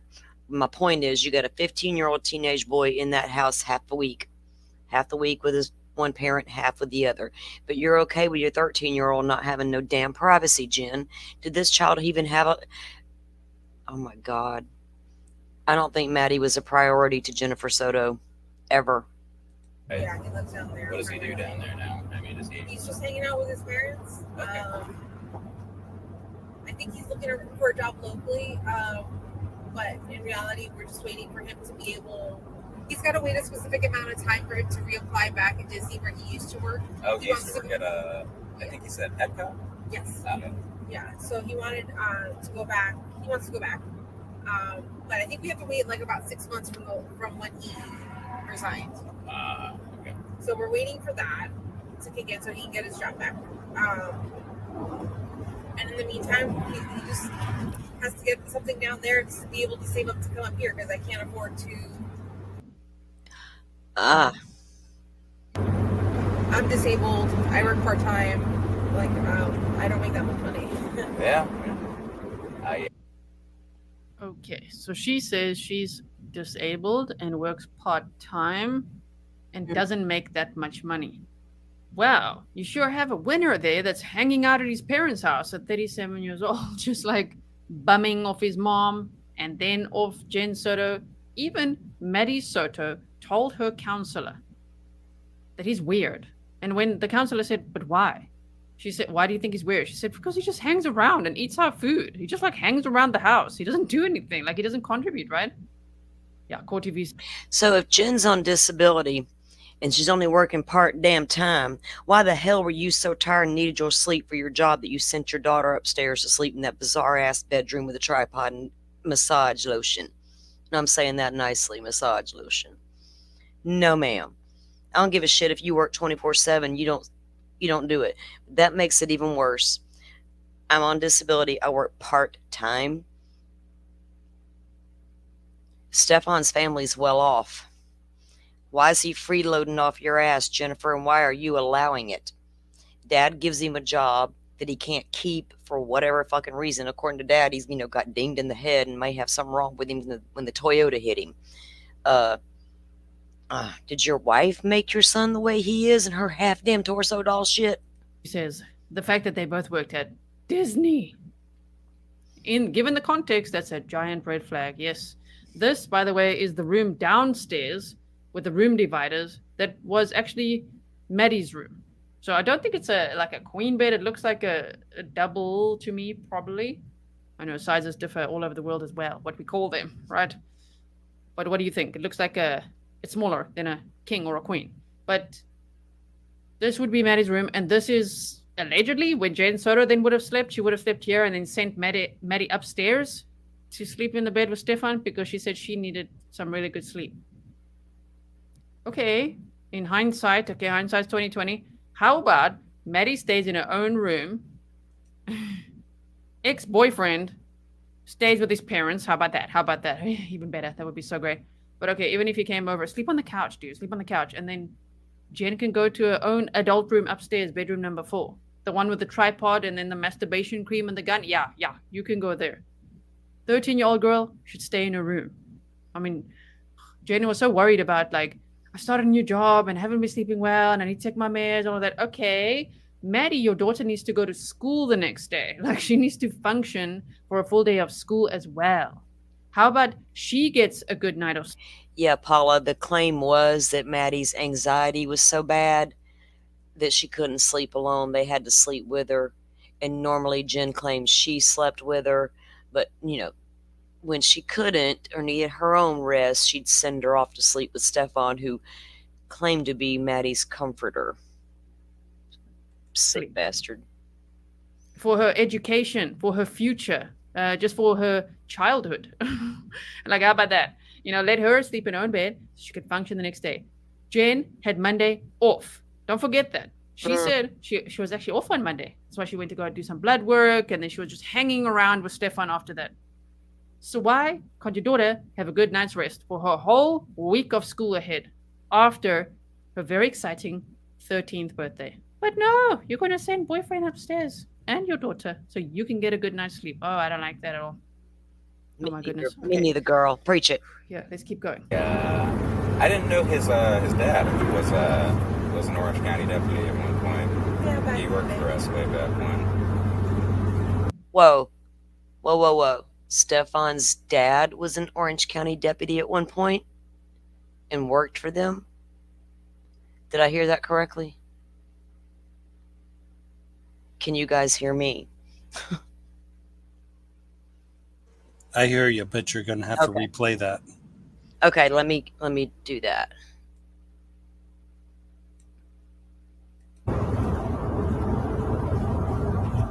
Real estate company, and I guess had been told that they were going to offer Stefan a job as a project manager or like a junior project manager on a construction site. Like they're going to teach him the ropes, kind of thing, like an apprenticeship. And that fell through. So it ended up never happening.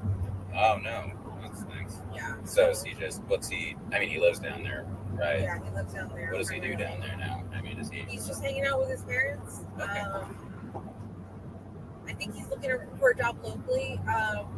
But in reality, we're just waiting for him to be able. He's got to wait a specific amount of time for him to reapply back at Disney where he used to work. Oh, he used to work at I think he said Epcot. Yes. Okay. Yeah. So he wanted to go back. He wants to go back. But I think we have to wait like about 6 months from when he resigned. Okay. So we're waiting for that to kick in so he can get his job back. And in the meantime, he just has to get something down there to be able to save up to come up here because I can't afford to. Why did he resign? I'm disabled. I work part time. Like I don't make that much money. Yeah. Okay, so she says she's disabled and works part-time and doesn't make that much money. Wow, you sure have a winner there that's hanging out at his parents' house at 37 years old, just like bumming off his mom and then off Jen Soto. Even Maddie Soto told her counselor that he's weird. And when the counselor said, "But why?" She said, "Why do you think he's weird?" She said, "Because he just hangs around and eats our food. He just like hangs around the house. He doesn't do anything. Like he doesn't contribute, right?" Yeah, Core TV says the fact that they both worked at Disney. Given the context, that's a giant red flag. Yes. This, by the way, is the room downstairs with the room dividers that was actually Maddie's room. So I don't think it's like a queen bed. It looks like a double to me, probably. I know sizes differ all over the world as well, what we call them, right? I know I backed it up. What do you think? It looks like a... But this would be Maddie's room, and this is allegedly where Jen Soto then would have slept. She would have slept here and then sent Maddie upstairs No, you got that wrong. to sleep in the bed with Stefan because she said she needed some really good sleep. No, Jennifer had a whole separate room, which was the master bedroom with the king-size bed in it in the documents. And this is the makeshift room divider room for Maddie. Okay, in hindsight, hindsight's 2020. How about Maddie stays in her own room, ex-boyfriend stays with his parents. How about that? Even better. That would be so great.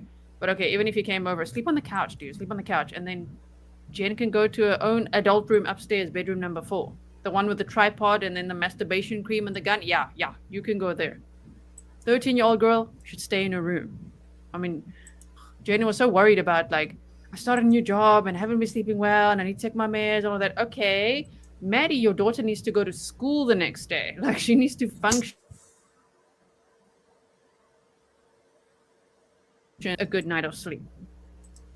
For her education, for her future, just for her childhood. Like, how about that? Let her sleep in her own bed so she could function the next day. Jen had Monday off. Don't forget that. She said she was actually off on Monday. That's why she went to go do some blood work, and then she was just hanging around with Stefan after that. Paula, there was a king-size bed in the master bedroom where Jennifer slept, in Jennifer's room, which was on the first level. The other 3 bedrooms were upstairs, including 4.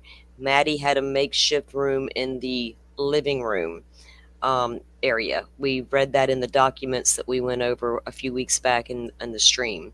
So there is a whole separate king-size bed in Jennifer's room, but that's not this bed. There's like a whole other this is Maddie's little section. So why put your daughter in a little section in a makeshift freaking room when you had a whole extra bedroom empty? So why can't your daughter have a good night's rest for her whole week of school ahead after her very exciting 13th birthday? But no, you're going to send boyfriend upstairs and your daughter so you can get a good night's sleep. Oh, I don't like that at all. Oh my goodness. Okay. Yeah, let's keep going. I didn't know his dad was an Orange County deputy at one point. Yeah, He worked for us way back when. Yeah, he's a nice guy. How were his parents doing? Stefan mentioned that they might be. He said something about they were sick a little while ago, or they were ill, or they weren't doing so well at one point. I don't know if I may have misheard. I don't know if they were not doing well with illness. I know they were struggling financially. Okay. So they might not have not been doing well that way. I may have misheard. I thought he said something about them being elderly and not as active and needing his help, kind of thing. That's Deaf. He said they were old and deaf, and they have the annoying poodles. But Jen's over here saying they had financial struggles. Not according to what I've seen, Jen. So your husband, whatever he was, whatever that fuck Stefan was, is lying to you, honey. It's true. That they're very old.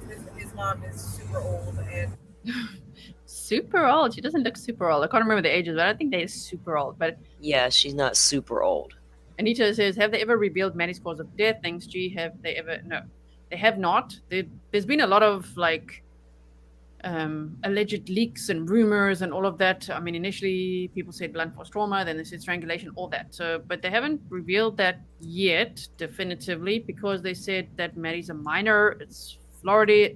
I think it's called Marcy's Law, where the family did not consent to that information being released. They also said at press conferences they're not going to release that to the public. So no, they have not. So let's keep listening here. very ill. She's a very, no offense to her, she's a very heavy woman, and like her health is just not the best. She's had so many surgeries and like had complications from her surgery. She's very like mentally, she's not like where she used to be. She gets very lost. She gets very confused sometimes, and it's just like so confused. She's gonna see a half blown up doll in her son's room and automatically run out the front door screaming Maddie. Huh.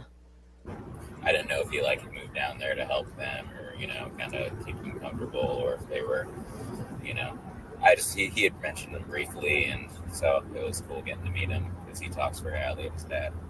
Yeah, his dad's a really nice guy. They've always treated me like family, and like when I met them, I kind of had a strained relationship with my family, so they like took us in. They loved on us. Yeah, they are. They really are. So. Sounds like their family is.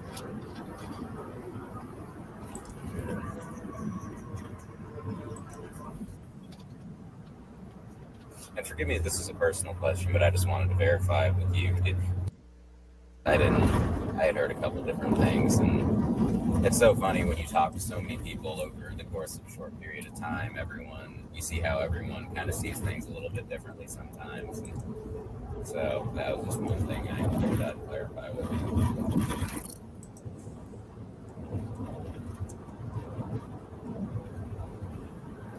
Like even very childish too. He loves playing video games. He loves playing board games. That is his buddy. That's who his partner is when he loves hobbies also. He's a very big hobby goer. So every time he discovers a new game or a new hobby, he gets sucked in and involved and want to play as well. And they were always playing. I would watch. She's talking about Maddie and Stefan Stearns. Now there is some alleged breaking news where WFTV is saying, we can look at this in a moment. The headline is Madeline Soto case. Police have no plans to charge Jennifer Soto. Maybe, yes, and maybe that's also a strategy. Sometimes we've seen that happen with like no plans. And then, I don't know, they surveil, they monitor, and then who knows if the plans change. But so far, they're saying that there's no plan. So we'll look at that after this. We've got 10 minutes left, okay? I'm going to go back so that you can hear what she says here about, I believe she's talking about Maddie and Stefan playing games and sharing hobbies all the time. Yeah, that's what a groomer does too. That's what Stefan Stearns did. And then they went to bed together. Hello, like read the room, right? This is what they're going to learn. If that was not obvious then to Jen, that's not okay. Your 13-year-old daughter cannot sleep in a room with your 37-year-old boyfriend. Okay. My goodness. So let's listen. Like where she used to be. She gets very lost. She gets very confused sometimes. And it's just like, I didn't know if he like moved down there to help them or, you know, kind of keep them comfortable, or if they were, you know, he had mentioned him briefly, and so it was cool getting to meet him because he talks very highly of his dad. Yeah, so that's a really nice guy. They've always treated me like family, and like when I met them, you know, I kind of had a strange relationship with my family, so they like took us in. They loved on us. Yeah, they are. They really are. So. Sounds like their family is.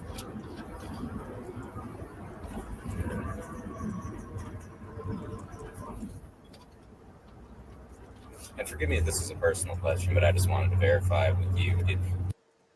I had heard a couple different things, and it's so funny when you talk to so many people over the course of a short period of time. You see how everyone kind of sees things a little bit differently sometimes. And so that was just one thing I figured I'd clarify with you.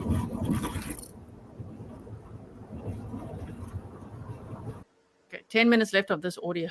Beach Bum says, what was their purpose in releasing that statement? I don't know. Interesting timing as well, though, right? While we're listening to all this with a skeptical eye. Interesting timing for that statement. So let's just let's keep listening. We've got 10 minutes left. And by the way, there's some other photos taken from this room when they peel back the layers of these blankets, and it's what appears to be Madeline Soto's underwear. I'm trying to keep this censored. It seems like there's like stains, and you'll see a washing basket in a moment. I think it's coming up soon, of Stefan Stearns' boxer shorts right there in the washing basket too. So that's also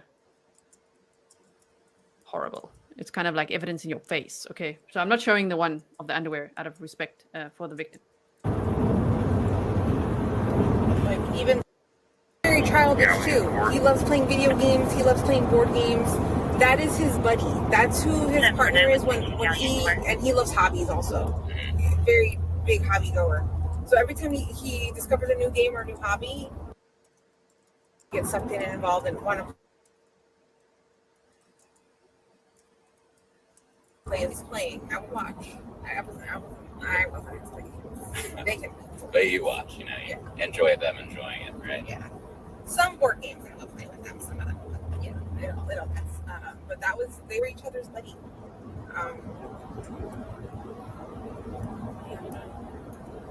Has it changed at all as the years have gone on? Have they gotten any less close as she's come to be like a teenager? No.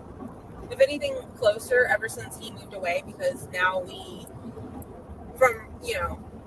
as soon as we get home or a little bit afterwards, we'll FaceTime him and we'll be on FaceTime all day just talking or bullshitting or keeping each other company. Sometimes not even talking. Sometimes I'll be on my phone messing around and he'll be busy on his computer doing something, but we're just keeping each other company.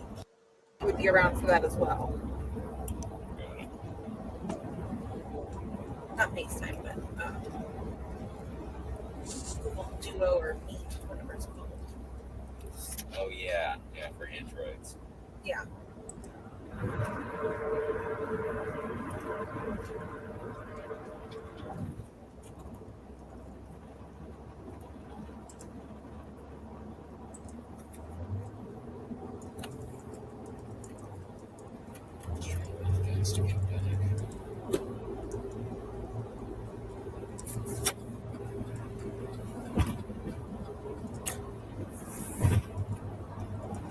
But yeah, it doesn't sound like you've ever had any concerns about Stefan. You know him really well. You've never seen anything wrong with each other, right? No. If anything, like for the first few years, I was hyper vigilant as hell because I was just like, never trust a man. I don't care who it is. Never trust anyone. Not even my dad, right? Like never trust anyone. Only got a few minutes left. Okay. She used to be hyper vigilant. Never trust a man around your kids. Just like she's like, even my dad. What happened? Right? Keep that going. Trust your gut. Keep that belief system. Rather protect your daughter. Protect your kids, man. Oh my goodness. Sleepovers, and I'm like, no, absolutely not, because I have no control and something could really happen. Yeah, it's a dangerous world. Yeah, so I was very vigilant for the first few years of how he would interact with her and what he would do, and I would question if anything was weird, but nothing ever was truly weird. I was just like, okay.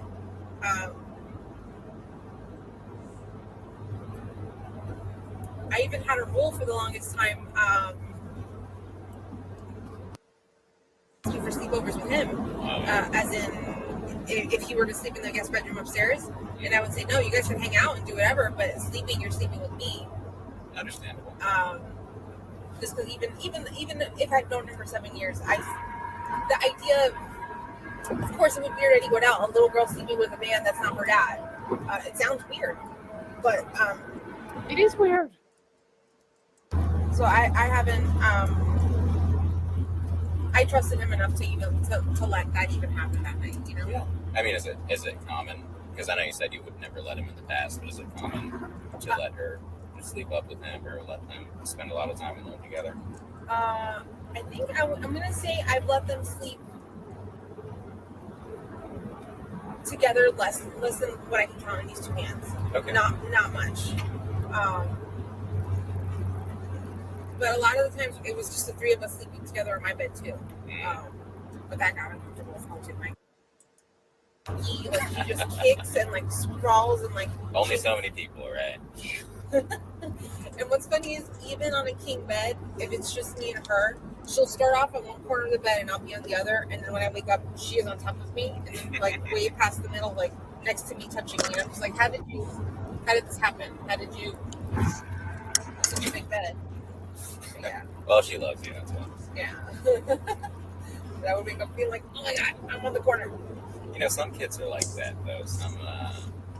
Some kids just can't get close enough to, even when they start developing their like teenage attitude and the hormones start raging a little bit, then some kids just can't, get close enough to their friends because they love you that much. Yeah.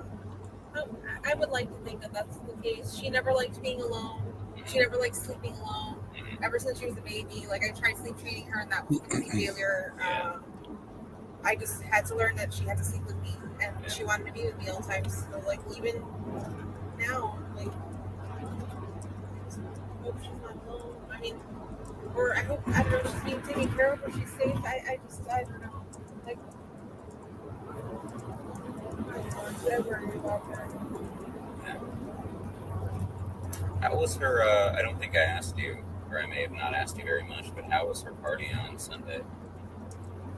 So I wasn't there. I was working. Okay. But from what I was told, she had an amazing time. My entire family was there. Oh, was Stefan there?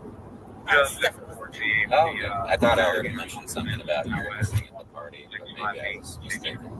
No, he was on his way here from Northport, Florida, during the party. Okay. And so he would have gotten here like Sunday night. Yeah. Gotcha. She went at home around 8:30, and I think Stefan walked into the house about 10 minutes later and made sure that I was supposed to, which was take her meds and get in the shower and get ready for bed. Yeah. So when I got home from work, she had already showered. She had taken her meds. She was getting ready. She was ready. I gotcha. Yeah, no, I thought I heard him say. Quickly, we've got 4 minutes and then we're going to go and raid Vinnie Politan's channel, okay? A grisly raid will be happening today. All right, so this is from a note from notebooks found in Maddie Soto's room, and it appears to be her notebooks. And she said, my fluctuating moods, anxiety, and trauma-related symptoms. I don't know if it's Jen's or if it's Maddie's, but from what they showed, it seems like it's Maddie's. Saying, my fluctuating moods, anxiety, and trauma-related symptoms affect my memory, concentration, focus, and energy levels. I also have severe trauma responses when I encounter all males. And then what she scratched out there was even when they aren't my perpetrator. She's also got some little drawings, Wow.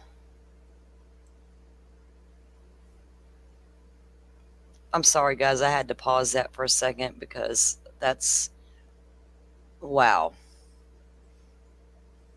Mm. Disturbing sexual drawings of like a little girl having to do things with a man in her notebook. I'm not going to show that now either. Something about her like singing a song that night, or Did she just say there's drawings in this notebook that Yep. Maddie did? Yep. I know, that poor little girl. My God. introducing her to a new movie or something. Yes, she started singing. So she's in chorus. She's got such a beautiful voice. Paula, I don't know if it was all the photos and videos where she appeared to be I don't think in all of them she appeared to be asleep, but in some of them they said she did appear to be asleep. She was singing, practicing one of her chorus songs, and Stefan heard it. And he's like, "Wow, you have such a beautiful voice. Let's watch, I think, Sister Act." Sister Act, yeah. So we wanted to watch a movie about singing, and she liked it, but we didn't finish the whole thing. I have not seen Sister Act. Turning it so it's a close. When he mentioned it, I confused it with I was thinking I of that accidentally other sold movie the phone myself, Friday. 723. Do you know It's me completely different, I know. Yeah.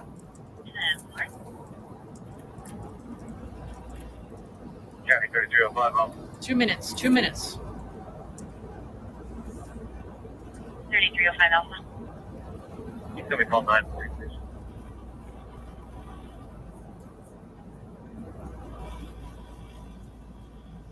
It's a petty substance threat, 7640 West Stanley Road at the Public. White male is So I don't think I asked 36'5", you, or I might have red just hat. forgotten, but what's He's your wearing all job? black and then signaled here he took a sandwich and a drink. I work No one in the as clinic confronted him, concierge, made a so threatening front killer. desk at He's Coronado due State at Resort Select at to advertise for you. Ah, And okay. then Oh, the so manager are you a of Disney Apartment family?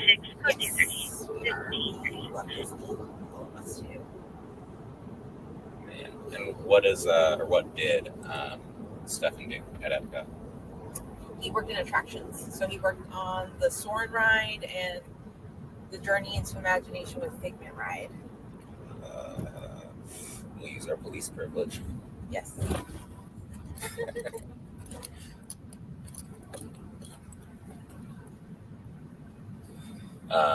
That's cool. My girlfriend worked for Disney for a long time. She was a character performer.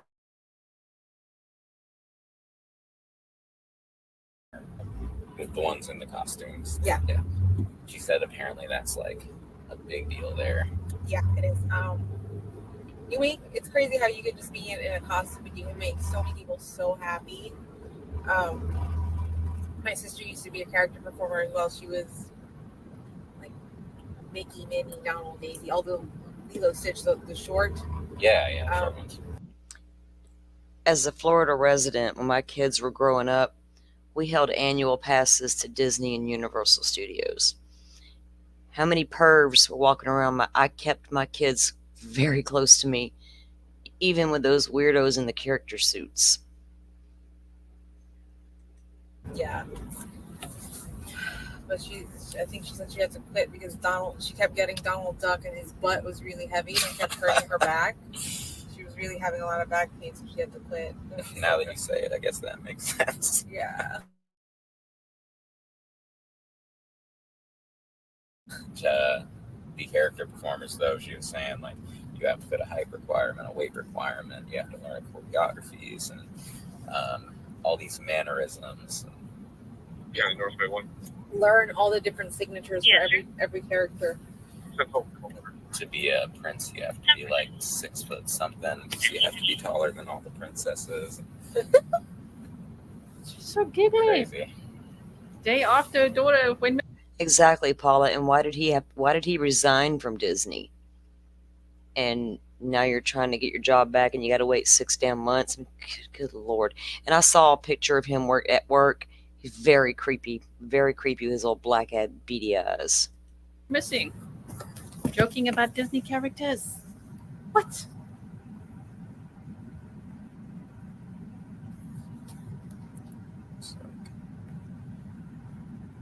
All right. Tuesday. Okay, so it's WFTV has come out with an article saying Madeline Soto case police. Okay, let's go ahead and stop that because we know about that tidbit that came out earlier.